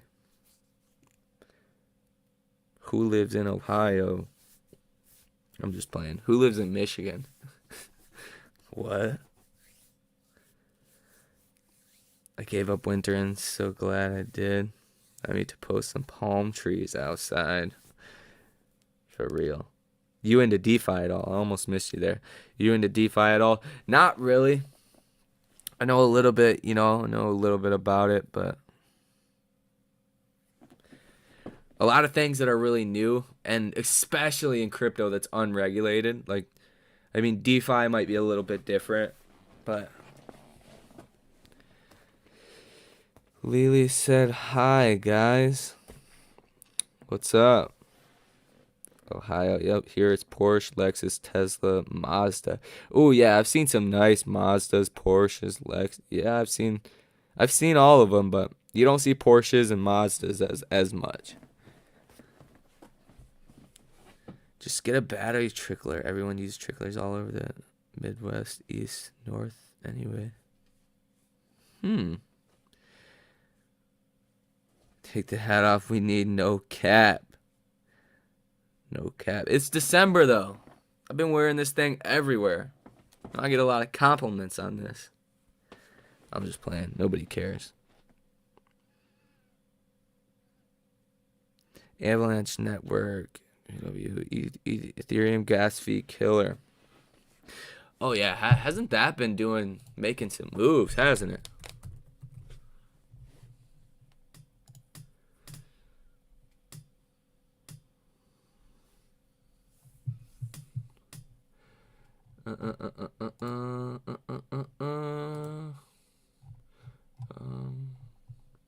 Yeah, Avalanche. This thing came out of nowhere, I feel like. Like, what has happened? Or maybe I was... Yeah, see? What the hell happened here? Crypto's been, like, dying, like, staying flat, and this thing's been ripping. I'll take it.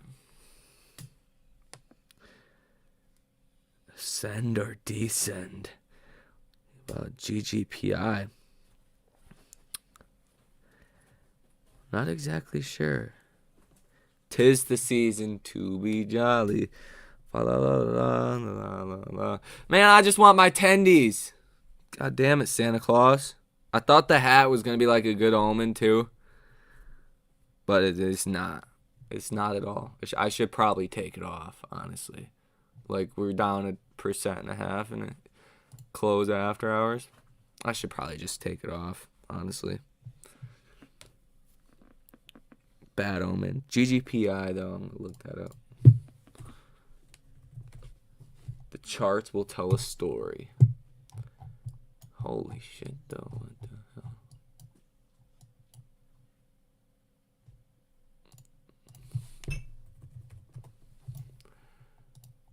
It sounds familiar, but Oh, it's a spec.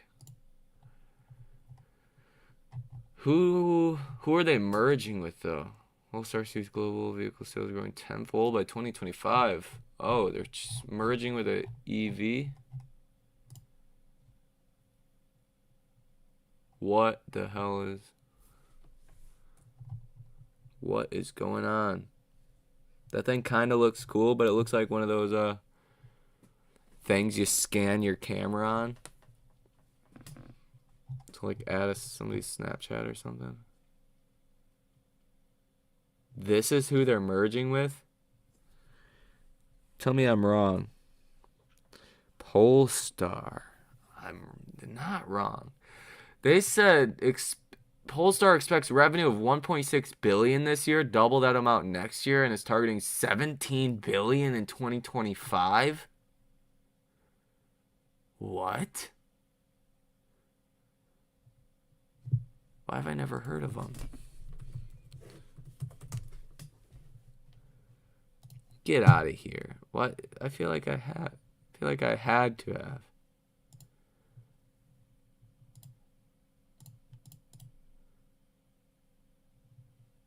Yeah, no. I like the look of them, but huh. I mean, it's just hard, like I said, to value company like this. A SPAC in general. He said a sleeping giant. I mean, it looks like it. And usually that's how it works. Just, you know, those companies that fly under the radar until they don't anymore. I mean, I really like the look of it.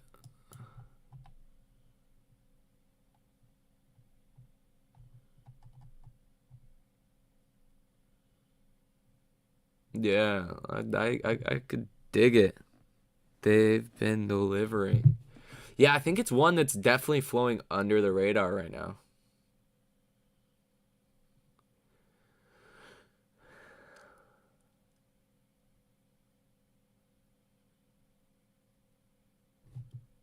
Huh.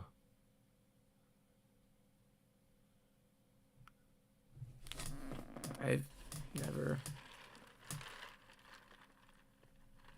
How much are they though? That's my question. Oh, they got one, two. Let me just let me just buy one, bro. How much they cost?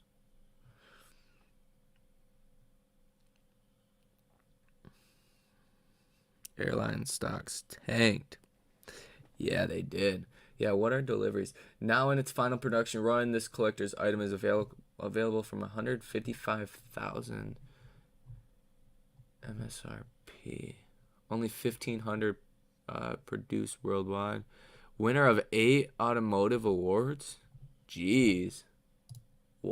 How does this fly under the radar though? That's what I'm confused about. Yeah, 155K. Okay, there we go. That's more like it. Is this an interactive one? I moved it. Does it not move? Oh. Okay. I like that. Okay. Huh. Not too shabby.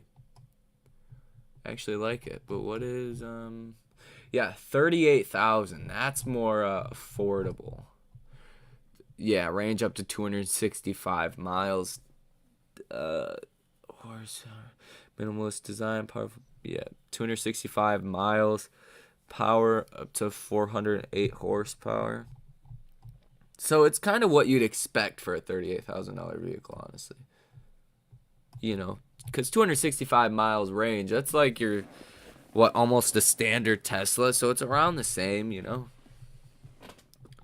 Lucid, you just if you want that superior like performance. Okay, they got the whole Matterport in here. I don't like how they do this though. Google built in. Jeez. Yeah, it's definitely something I'll have to look into more, but it could never hurt. I mean, by buying a few, buying some shares, and I wouldn't go like all in right now until like the merger, or I mean I wouldn't go all in anyways right away, but I'm gonna keep that tab open just so I can go back to that because I am interested. Add it to my list. Keep track of. Yeah, Lucid is 520 miles verified. I believe they said 517 miles. I believe that's what the company projected. So it was EPA verified at more than what the company had projected themselves. I got in at $10. Yeah, you can't go wrong with that. Oh, yeah. Not a northern state car. The salt would tear them up. Yeah. No, for real. The salt is terrible. Wait, so it looks like probably, like around here. Around here, they actually announced it. So in November, what do they have? I think they have, 6 months? Well, they technically have 2 years from the start of the SPAC to merge. And what was that? In May. So technically, they have until, I believe, if I'm right here, SPACs only became big like this year. They would have until 2023 to merge. They'll probably merge by like March, April, if I were to imagine, if they're fast about it. But it's like, what percentage of Polestar is this going to get? It's a tough one. It's a tough question. But if this sells off, like if this sells off during this whole sell off and you can get this close to 10, probably not bad. At least for a trade too. But we've seen SPACs that even if you get them at $10, they will sell off right after the merger, go down to like $5. So it really just depends on what the actually, do they have investor relations yet? They have to. No, unless I'm tripping. Nope, no investor relations.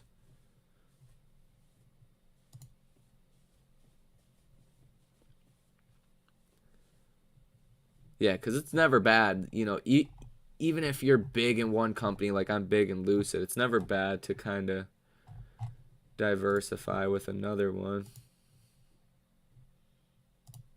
I don't see anything though. Only thing I dislike is China owns some of it. Also Volvo. Ooh. China, as long as China's not um has a say so in the company, I think it should be okay. Hopefully they didn't own enough to be like have a say so. Or if they have a preferred shares or not preferred stock or not preferred stock. I believe preferred stock, like the stock you'd get, like worst comes to worst, if a company went bankrupt, you'd still get paid. I think, I don't believe most of the time they can even vote for things. Those kind of holders. Might be wrong. It might be the opposite, but AMC will squeeze soon. This dip is only make AMC stronger. Oh yeah, I firmly believe that. I mean, I would have sold my shares.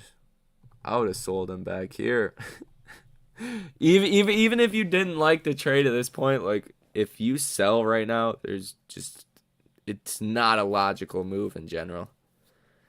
In my opinion, to sell at all. That's only my opinion, though. Everybody's financial situation is going to be a little bit different. But to sell at the bottom, no. I don't care who you are. It doesn't make sense.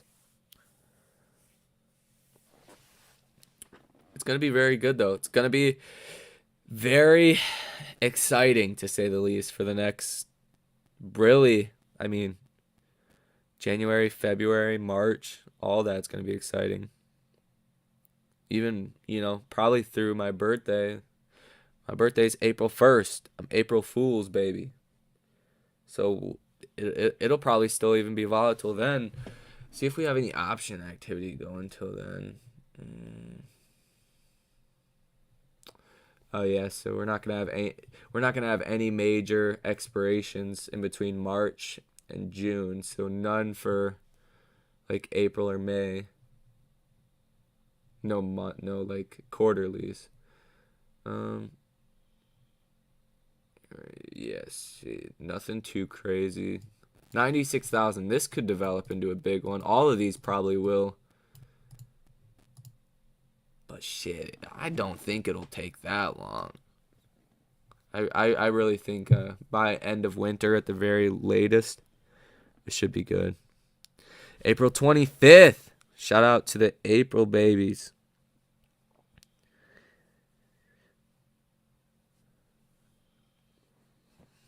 We didn't come this far only to come this far.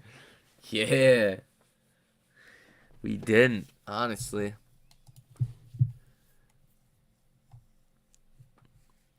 Do you believe in the three bottom theory? Yeah, I think it's I'm not sure about like an actual theory, but just from my understanding of it, it's just showing a lot of strength, resiliency. It's like support, like, and resistance. Like up here where you continue to touch a level with when it's resistance, it's harder to break that level, but eventually it always does unless you get some crazy sell off like we just seen. Same thing with the downside. If you're looking at like triple bottoms, yeah, you do tend to go back up. That's kind of what we're seeing right now, but just we're seeing a lot of strength in general. I think it's very hard to use like technicals on AMC just because, I mean, how many times have you seen a beautiful technical setup and it never happens? I've like been blown away more times than I can even count with AMC. Like it looks so great. You break out past resistance and have a clean break. It just dies. Gets shorted into the ground. Wouldn't the government want it to squeeze sooner rather than later because of the taxes? Yeah, probably. I don't think they can really like, control it per se.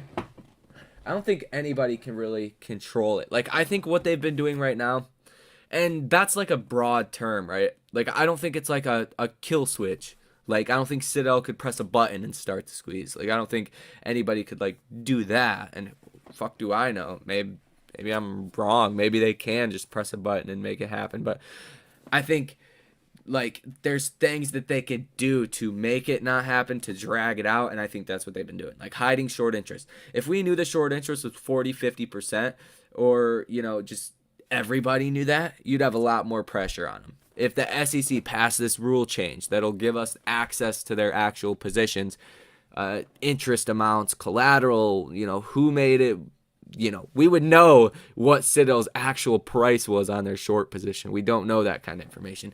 So like all these things, and even what we're seeing now, like they're trying to beat it down. That's what their whole thing has been, is over this past week, is beat the stock down, get them to sell out. Then it would never happen, right?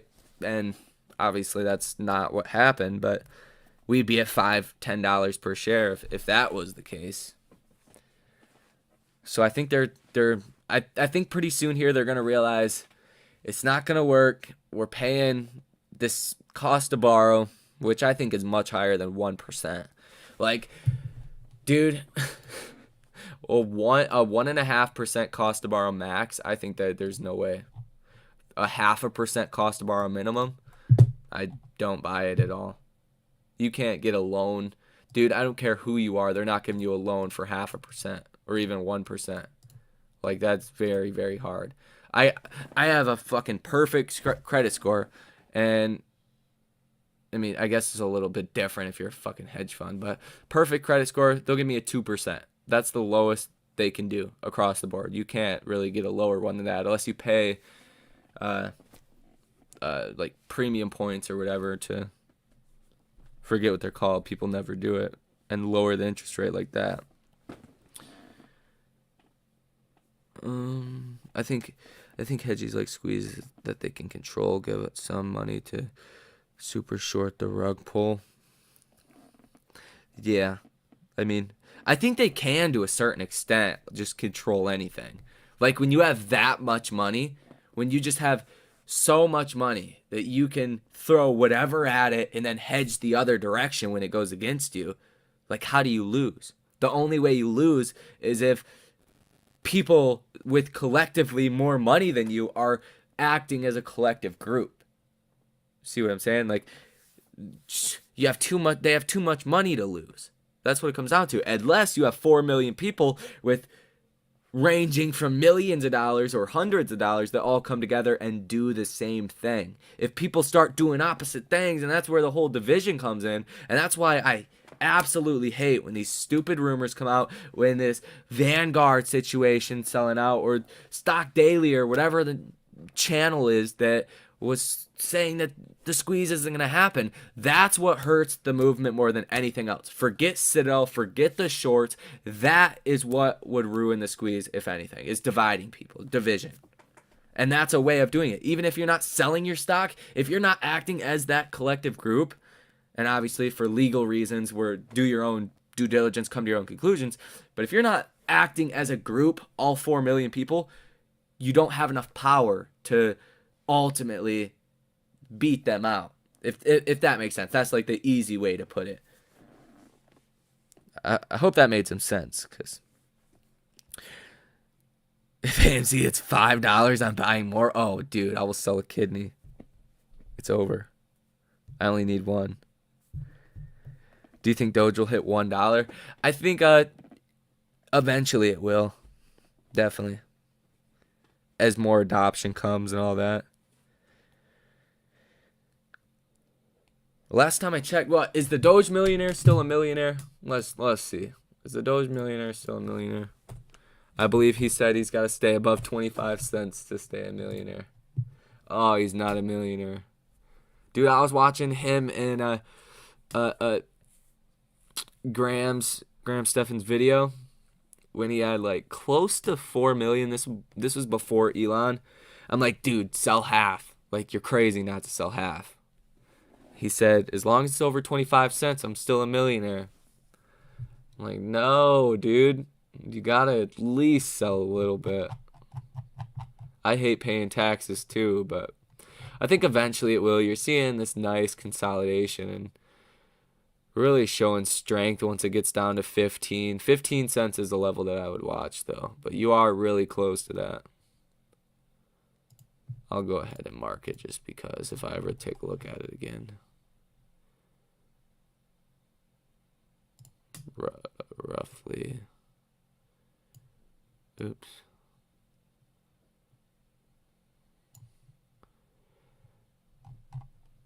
Come on, stupid line. Close, let me get it. Yeah, around like 15-ish. But, I mean, if you're in it, then you're in it at this point. He said he didn't want to pay taxes. Yeah. The Sheep Billionaire is awesome. Sheep Billionaire, yeah, I know. What was it? We don't know who that is, right? They've spent like 8,000, and it's worth like crazy billions. But this was like 8,000 before like anybody knew really what SHIB was. SHIB. Is it SHIB or SHEEB? SHEEB, right? I always say SHIB. SHEEB. I don't even think it matters, really. To be honest.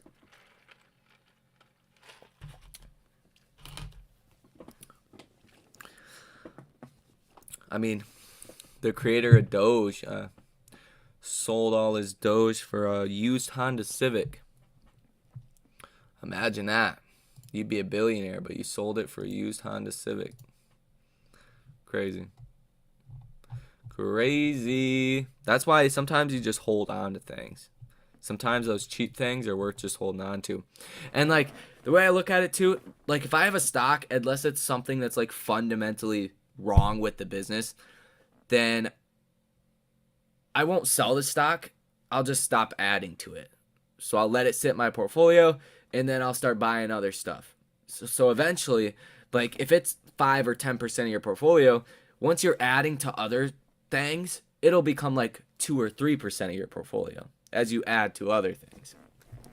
So I'm just a fan of, riding out just stocks if you're down on them. Yeah, fooling his money. Fooling his money are soon parted, as they say. They'd have more if he paid the taxes. Yeah, seriously. 8,000 turned to 5.2 billion in 1 year. Yeah, that's just crazy. Yeah, someone bought a pizza with Bitcoin when it was worth nothing. I think 10,000 Bitcoins. Like, what, dude?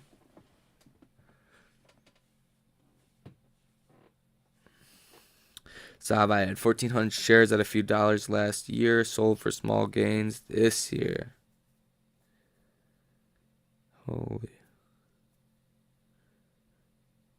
Saba. That's a crypto, right? Or is it? Oh, shit. Oh, yeah. Oh, yeah. Oh. Fuck. That is tough, bro. That is fucking tough, dude. Wait, who are you? Oh, man, that sucks. I feel for you right now. I've had stocks like that too, though.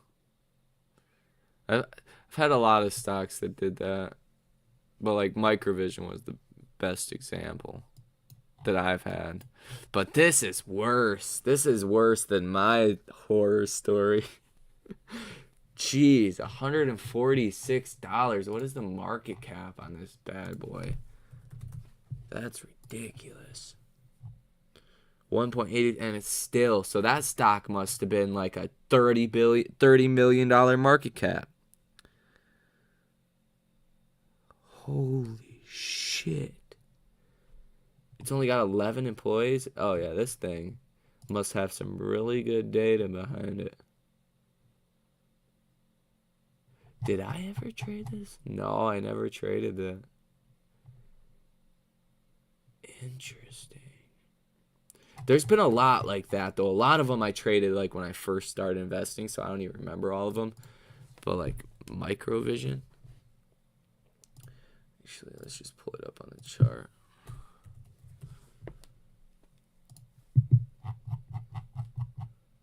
Oh, Microvision got clapped since the last time I looked at it. Yeah, I bought this thing at 28 cents. It's 28 bucks. So let me see though. I'm kind of curious now. Micro MVIS. Yeah, that Casanova. Oh my god, that's a tough one though. Yeah. 125 shares at 28 cents. 70 shares at 28 cents. This was just February 2020. Limit buy. Yeah, so I was buying the shit out of this thing. 125, 76, 20 shares. Limit sell 400 shares at 38 cents. So I made like 10 cents a share, right? 401 times 28. It's 11 grand off of $156 sell. So it's like one of those, it's like, damn, man, why didn't I hold it? Even still today. 401 times what is it? $6? I want to get this right. Okay, come on, computer. 645. Still would be worth 2,500 if I had just held on to it. It's just crazy. Sometimes that's why you gotta have those small ones that just can put in work. I don't have many of them. Mind Medicine, but their market cap's decently high. I just bought 100 shares, but down 51%. Like,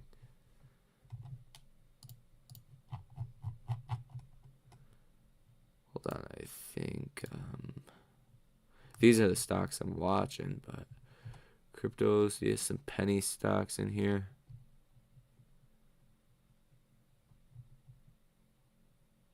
There's one. I don't know. I'll have to find it again. You want to get the ones with like really low market caps.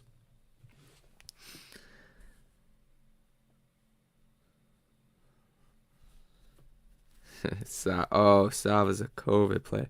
We're thinking about Claus Hood.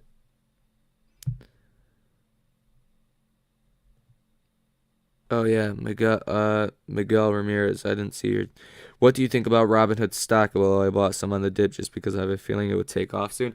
I mean, I don't personally like the company just because what they do, and I think if you like, even if they didn't try to or didn't realize they were like screwing over their customer base, I think that's just a bad business model.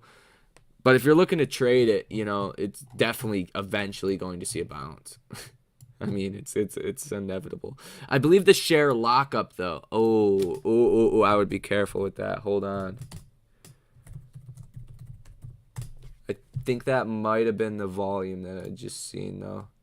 This volume. Is that the first? That might be it. Yep, it expires December 1st. Robinhood's loose lockup structure is also unconventional. Employees will be able to sell 15% of their shares immediately after the public debut, compared with the traditional 6-month lockup period. After 3 months, investors can sell another 15%. That was in October. That's what we covered, and I made a trade on that, which was also very profitable. But how much can they sell all their shares, though? That's what I want to know. Come on, Seeking Alpha. Why do you do this to me? Always. Yeah, with more shares unlocking in coming months and the greatest. To JP Morgan said the stock is vulnerable. Some more insider shares from the July IPO are unlocked in coming months. In addition, trading activity is slowed. I just want to see the percents. With more shares unlocking in coming months and with the greatest lockup expiration on December 1st, we see the risk that Robinhood shares will come under more meaningful selling pressure and a risk of underperforming. Yeah, so it's not going to be good. And Robinhood gets about 80%, right, like it says right here, of its payment for order flow. Its revenue from payment for order flow. So new Robinhood app downloads have dropped 78%. And I mean, Robinhood now doesn't have a crazy valuation. Like, it's not crazy overvalued. If you simply look up Robinhood's revenue. See, this is cool though. Watch this, guys. Hold on. 2021. Then I want to show you SoFi. SoFi's revenue compared to Robinhood. It's like, why is SoFi valued so much less? Review. Revenue. What the fuck? Oh, they don't have it like that. Total net revenues increased to 365 million.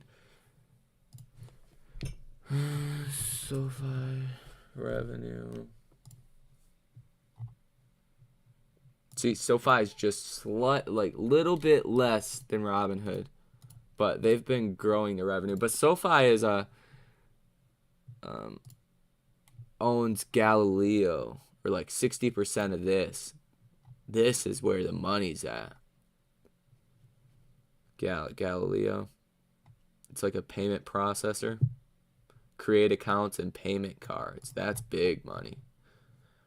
But not a huge fan of Robinhood overall.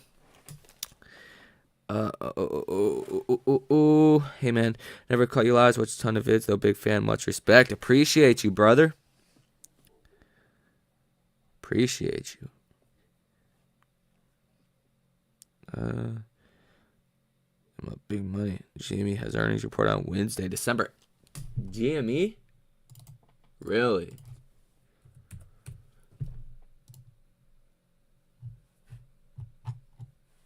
Wow, they still have not reported?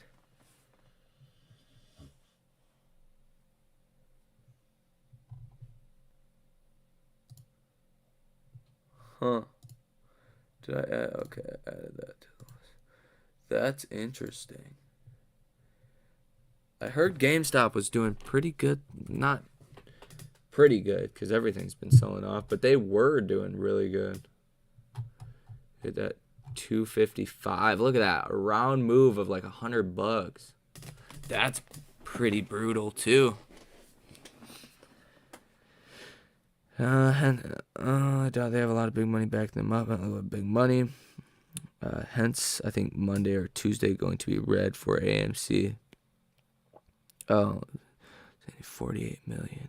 Gen GQ. Actually, is that OTC though?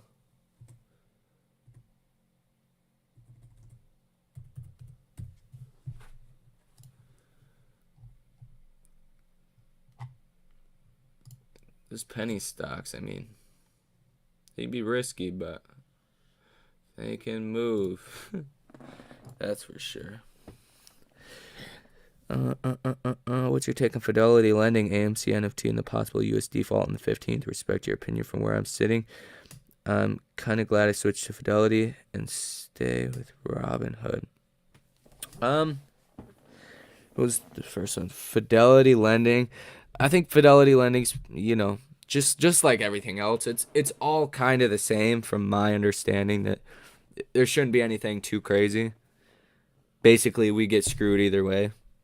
AMC NFT and possible US default. Well, I think that the AMC NFT, I think a lot of people fail to realize it did bring in, and I'm not just mean you, I think a lot of people in general don't understand. People were expecting an NFT dividend of some sort, which that could be to come. That could definitely be down the road, but it's driving a lot of early ticket revenue, and NFTs are still in the early stage. But if AMC can get ahead of it quicker, it's basically, the way I look at it, it's like a way to identify on the internet.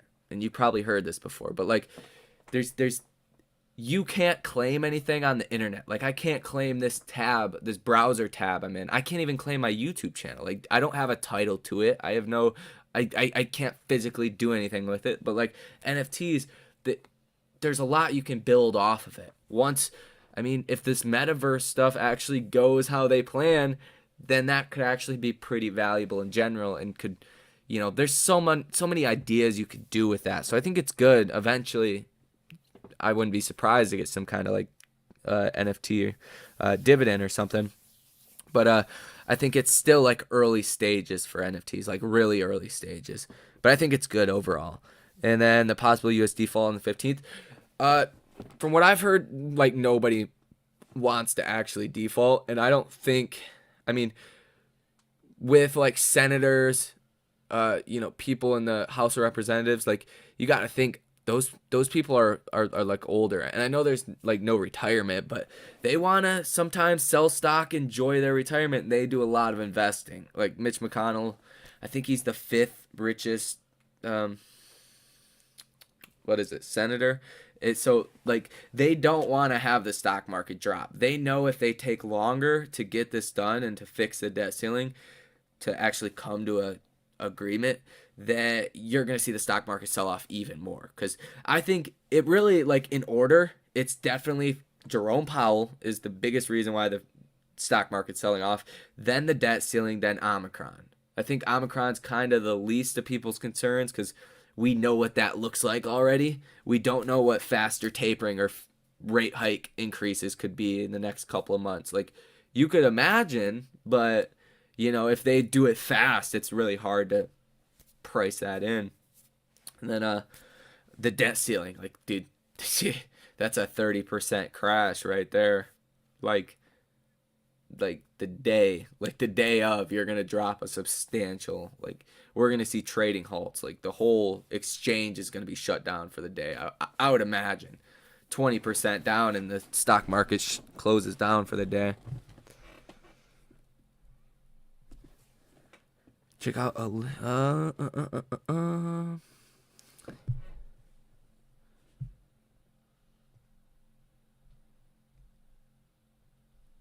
yeah, with the whole Robin Hood thing, I just don't believe in like, and I can't like, I don't know, it's hard to say because I don't think Robin Hood tried to like I don't think they realized what they were doing. I think they were trying to save themselves. It's like a drowning person, right? They ain't trying to kill you when you jump in and help them, but they're freaking out. They're drowning. They're fucked. So they latch onto anything and end up drowning you too. I think that's a very drastic but comparable analogy to what Robin Hood did. I feel like they, you know, instead of losing their ass to do that, but if they realized what it would have done to their business, I don't think they would have did that. I think they would have found the money and did it, but they still did it. So it's like, you know, it's just a bad reputation with Robin Hood now. Just bad. So it's like I try to see things, you know, from a equal equal standpoint, because I mean the valuation is not crazy right now. Like it's not expensive, but it's just like if they can't capture that demographic, because you know if you can't get enough newer traders and a lot of people, there's always going to be more people entering the markets, and people are going to go to Robinhood, but if you can't capture a significant majority of new investors, your business is fucked if you're a brand new trading platform. Because if you're like a seasoned investor, you're going to either use a broker, like call them up, or use like JP Morgan. You're going to use even Charles Schwab, Fidelity, TD Ameritrade, E-Trade, those instead of like a Robinhood. So I think they just kind of fucked their reputation right there. Yeah, I traded Robinhood to the downside. I don't remember exactly what kind of gain. I know it was a gain, but I'm not sure. People were like, yeah, you do you, bro. I am not participating in that. When I made those videos about shorting Robinhood. Yeah, October 18th, bought a 37.50 put for November 5th. November 5th. Would that... where is Robinhood? Just for shits and giggles. What was that? November 5th, 37.50.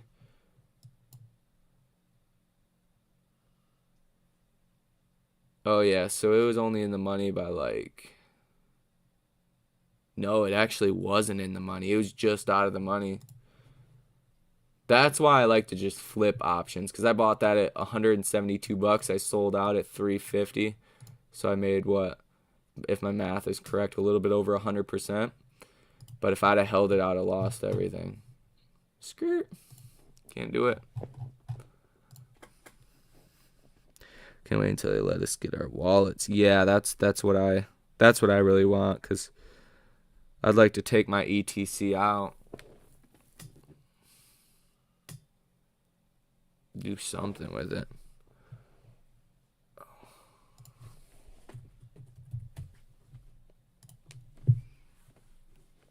I don't want the default either. People will probably die. It's not good. There's a lot of BS afoot. Retail has to keep on their toes. It's unfair uphill battle constantly. Brokers are all the same. Yeah, I firmly believe that. It's a uphill, definitely an uphill battle. Just being a nobody. Like, retail is like considered a nobody, you know, compared to money talks, and people only respect retail when there's 4 million people that are acting as the biggest hedge fund collectively that actually can influence things. And you know, other than that, any one of us, we're pushovers. 4 million of us, that's a force to be reckoned with. You don't want to fuck with them. You do not want to fuck with them at all. Like, like, dude, you do not want to mess with 4 million retail investors. That's like suicide. And they do it. They do it. They're just crazy enough to do it. Eventually, it'll get them though. I mean, cause look, even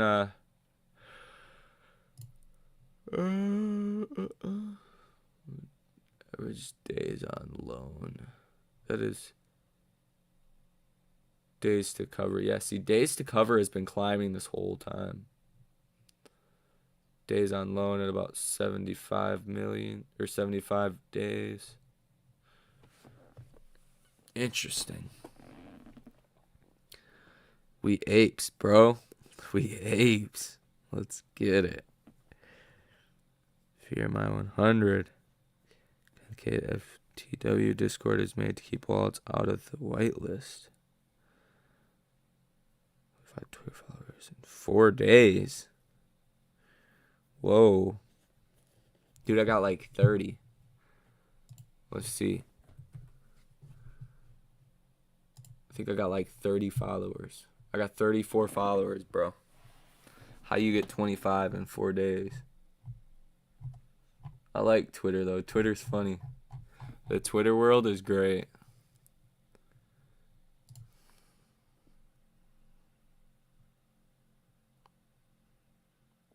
We are making things very complicated for the nefarious ones. Yeah, I do.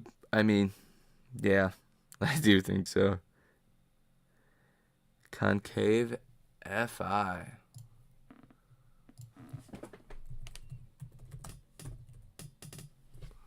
Whoa, this? No officially launched concave token anywhere still, so if you see one right now, it's not official in a scan. Stay safe, friends, and spread the friends. And spread the word. Protect the concave family. What? What is it, though? Keep whales out of the whitelist.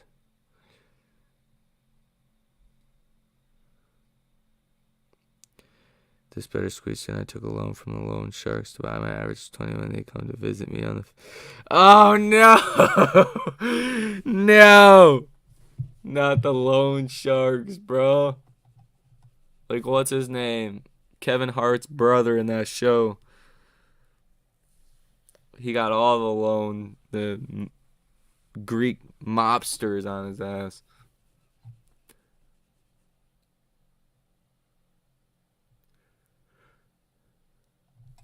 It's just a big Discord group.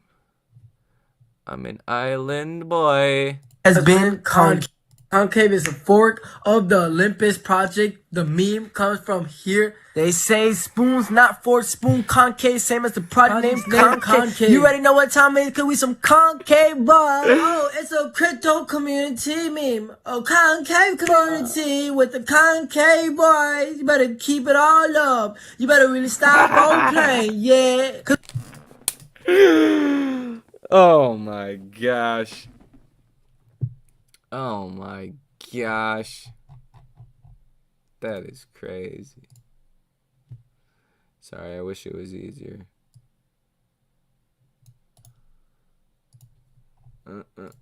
Let's see. Let's see if I just... I don't have another screen, so I'm definitely... Let's...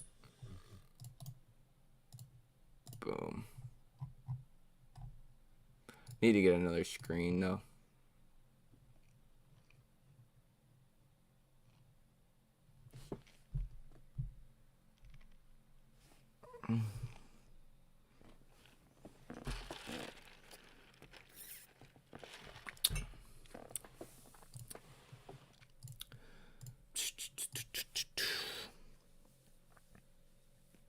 Only because I am conservative.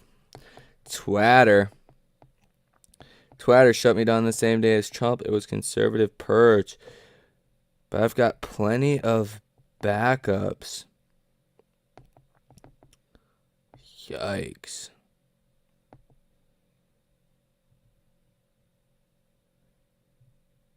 Are you still holding AMC shares? Bruh, creative. Yes. I mean, if I really wanted to sell them, I would have sold them back in like the 50s range. To be like 100% honest with you. Like if you've held them wow, that did not come out right. If you've held them the whole time, dude, you're stuck with it now. Oh yeah, I seen that. I'll go ahead and follow you back after this. I like seeing what you guys say on Twitter. So funny. So funny. Respect, bro. Yeah, do you guys own AMC or does anybody like not in here? Interesting. Santa Claus rally. Let me exit out some of these tabs. I'm gonna anything crazy? Yeah, Kathy Wood's getting clapped this year.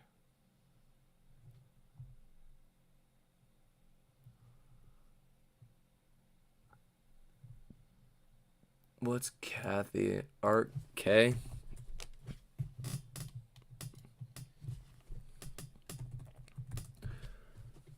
Or Arc F. RK. Yeah, RK. I mean, she's still got room to fall, though. Poor Kathy. She's like, we're forecasting 25% growth. Comes out a month later. They're like, well, we're going to revise that. We're forecasting between like 30 and 35% growth. And then the whole thing just sells off. Like, damn. Still up a lot, though. 160. Now at 93. Hey. High risk, high reward, you know? That's kind of how I have my portfolio set up. Can cast these. She also bought some Robinhood.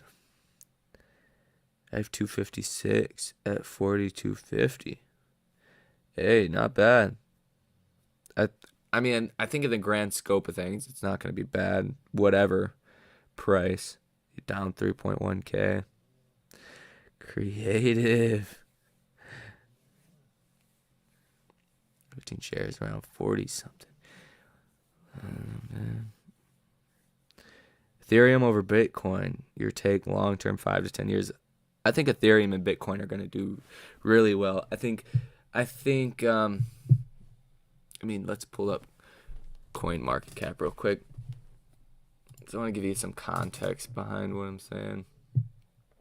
Because I think like Bitcoin is definitely like the digital gold, and Ethereum, even though it's only 4,000, it's still, about half the size. So I think what it ultimately comes down to is going to be like how applicable it is to your everyday use. So eventually, I think Ethereum is going to be way more applicable to like use and actually transact with than Bitcoin will be. I don't know about smart contracts. I seen a part of a video that Andre, I think that's how you pronounce his name, Andre made, and talking about smart contracts with Bitcoin, and that could be interesting. But yeah, I think overall Ethereum will probably do better as far as market cap in the longer term.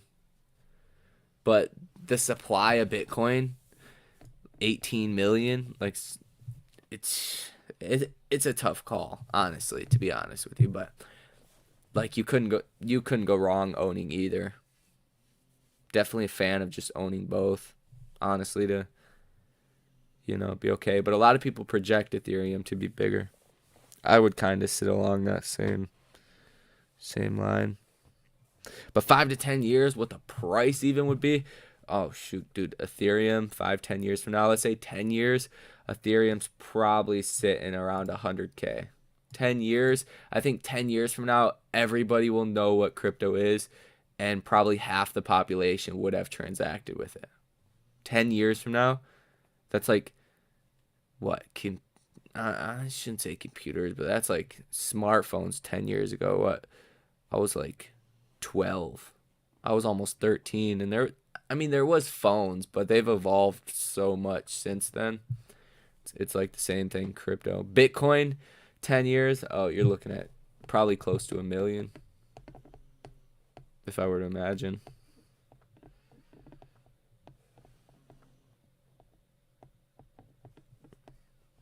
Yeah, I have all my money in Ethereum. I see bigger gains. Yeah, that's what I would honestly do. Is put most of my money in Ethereum. Probably keep some in Bitcoin just because, diversify a little bit. Do you think Tesla was split on December 9th? I mean, I don't own any Tesla, so I don't have like a vested interest in it, but uh, I've heard a lot of people talk about that. So it's possible. And splitting really just protects the market cap. Because if you get gains like we've seen with Tesla and you split the stock like they did, when you split a stock, you protect its market cap for the most part, right? So if you split the stock and it's $1 trillion, you split it in what, 4-to-1 stock split, take it to $250 for that'd be like Tesla dropping from 250 to 125 instead of Tesla dropping from 1,000 to 500. So it's like more people are more inclined to buy it. It kind of protects the value. How long have you been trading? Is it your full-time job? I've been trading every day the markets have been open. I mean, I get up at about 9 o'clock, usually around 8:45 to 9. No matter how late I stay up, no matter if I, make videos, go to the other job, have real estate deals, just I'm constantly doing it, constantly evolving. But been trading for a couple years, like almost 4 years now. But I just went deep into options. That was like seeing the potential. It's crazy.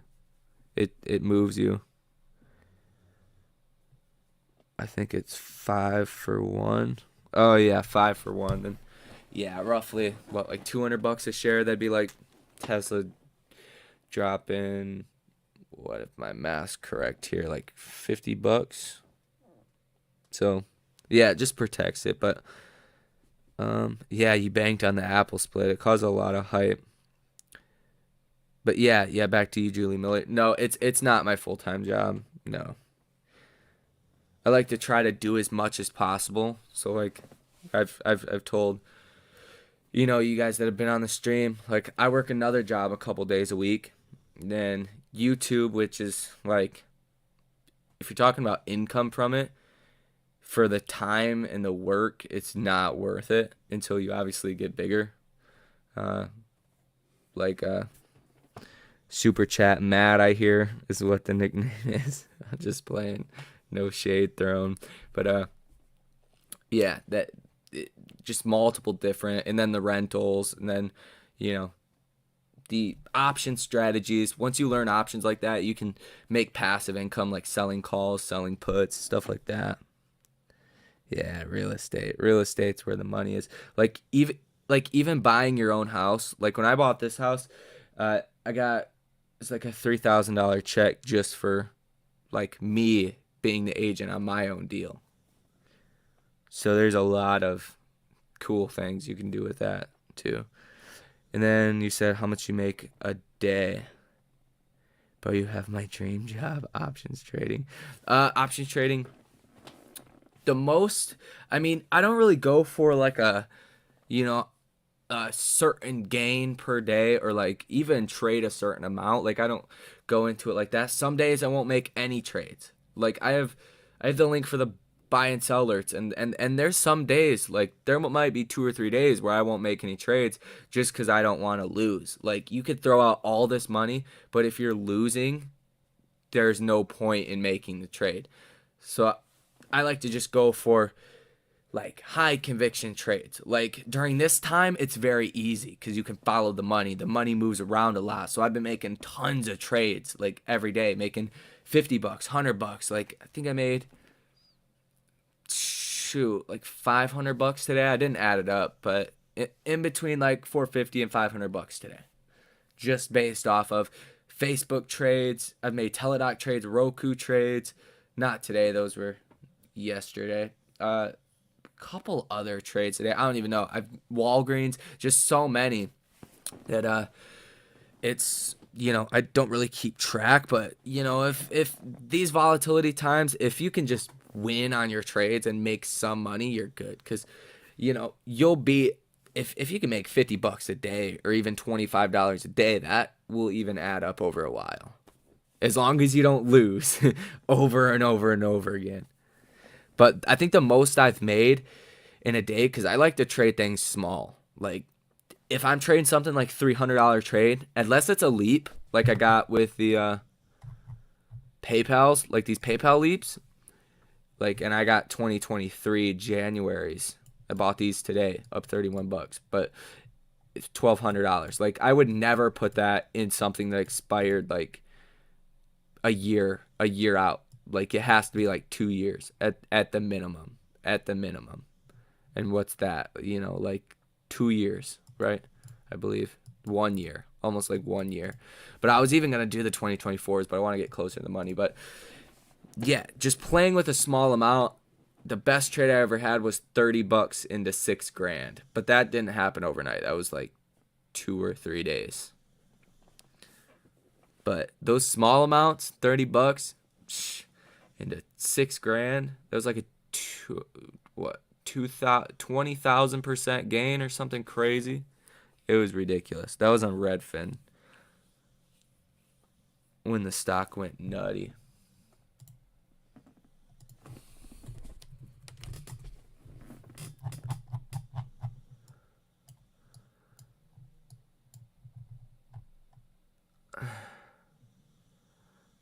Might have been back here. Yeah, I think it was back here. Yeah, I think it was back here. This $60 calls. So I was in the money right there. Probably sold them out like up here with the time premium. Boom. And that was a lot. Look at that green volume in there. That stands out. But you don't hit them all the time like that. I don't that's like a one. That's like a one in every couple year trade though.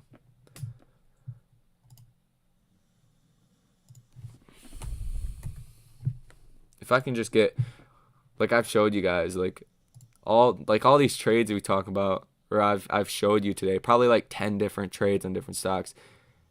Like most of them are around like 100%. But because I've been playing them a lot bigger recently. I've been putting $300 on a trade and just flipping out. Usually I don't do that. Let's made 16K, made 10K. Oh, there you go. That's still crazy money. Oh yeah, that is really nice. Like I didn't expect that to happen, honestly. Down a stupid amount of money on AMC, like ridiculous. Yeah, I think Eric Blake. I think it will come back. Like I shouldn't even say I think. Like I know, but obviously you have to come to your own conclusions and all that good stuff. But I think it's only inevitable. It'll come back up. What do you think about Ford in the EV sector, biggest U.S. player? See, the only issue and the reason why, like Ford and GM aren't valued as high as like a Lucid, Neo. Well, not even Neo. Throw Neo out of that category, but like a Lucid or Tesla, is because this is the best way you can think about it. Like those legacy automakers, like regardless of debt or anything like that, if they have loyal customers, so those loyal customers, they buy their gas vehicles. Well, on the one side, like I said earlier, if you guys have been here for a while, you heard this. They make quite a bit of money servicing those vehicles, so they would ultimately lose a lot of that revenue because you don't really have to service electric vehicles like at all. But it's basically people going from these gas vehicles that they already bought from Ford or GM and just buying EV vehicles from Ford and GM. Whereas like startup EV, companies, they get brand new customers. And the theory is that those, like a Lucid would be able to steal customers from GM or Ford, whereas Ford and GM are going to be fighting for the same customers they've been have for their gas vehicles. So it's like a lot of people say or think, like, this is not me just making it up, this is like what I've heard over the last year or so, that it's just swapping out vehicles for the same customers. Like, it's going to be hard to attract new customers. But then again, they could be, and they will be, a really good winner in the whole thing. But it's going to be hard for investors to start valuing them like a startup, if that makes sense. Like, the company could be great, it could be worth a lot more, but if investors don't look at it like this should be worth the same as or more than like Lucid or something, then it's just really hard to cross that barrier. But if it does, you could see some explosive moves. I think it's good though overall. It's went up a lot. 76 billion, so it's almost valued the same as a Lucid, slightly lower. I think Lucid has a $77 billion valuation. Yeah, so they're almost matched up. That's kind of incredible, but Ford obviously makes a lot more money. Ford was actually in junk bond territory during the crash of 2020. They've really turned it around.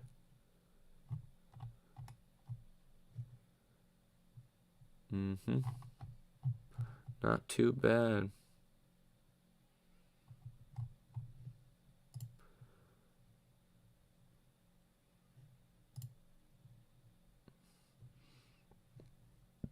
I would let it come down though if you were gonna buy more, but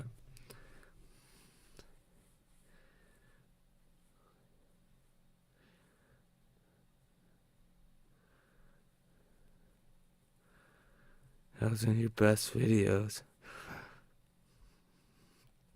Oh yeah, I want to. My phone actually doesn't. So I had another phone that I was using. My phone, like, the audio is like really quiet for like the first 30 seconds. So I have to like either talk through it, wait for it to get louder or something. But it was a pain. We'll soon though. I need to figure it out. I don't know what's wrong with it. Oh, I do like Ford too.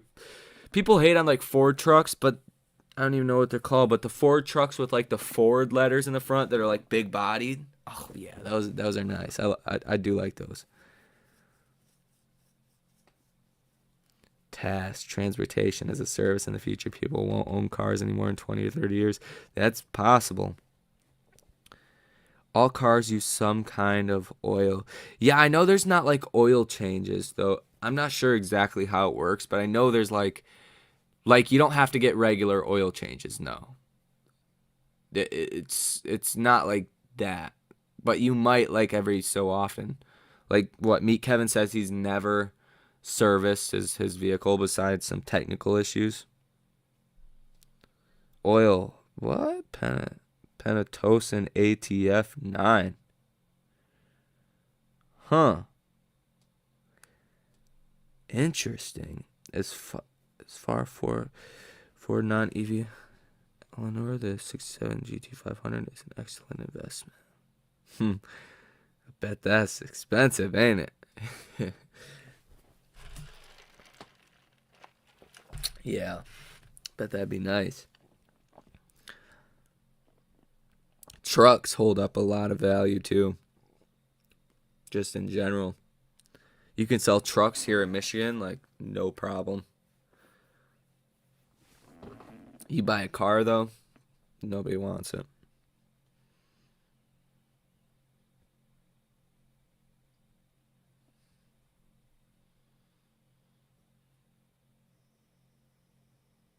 $100K oil change. Okay. Damn. Jeez. That's crazy though. $100K oil change on Tesla. Dang. Imagine that. 100. Woo.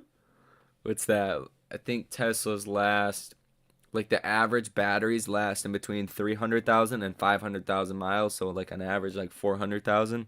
You get four oil changes in the whole car's life, or the whole battery's life. The car can last longer. The batteries are, you know, 500,000 miles when you treat them right. Yep. Crazy.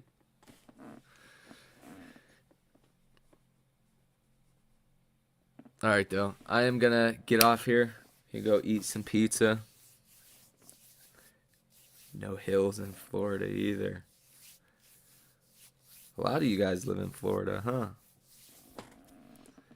But yeah, I'm going to get off here and go follow you guys back on Twitter. See, I don't know what I'm about to do. Might get on the game. Might start a streaming channel too. Just to talk to you guys more or something, but I don't know. I'm about to get off here. Thank you guys for watching. No credit needed. Tease a car, no payments. Cars will be driverless too. That'd actually be nice though, for real. You just like take a little nap. All right, I'm done talking. I'll see you guys. I could talk here all night. You guys enjoy your weekend. I'll see you sometime tomorrow in a video or something. So peace out.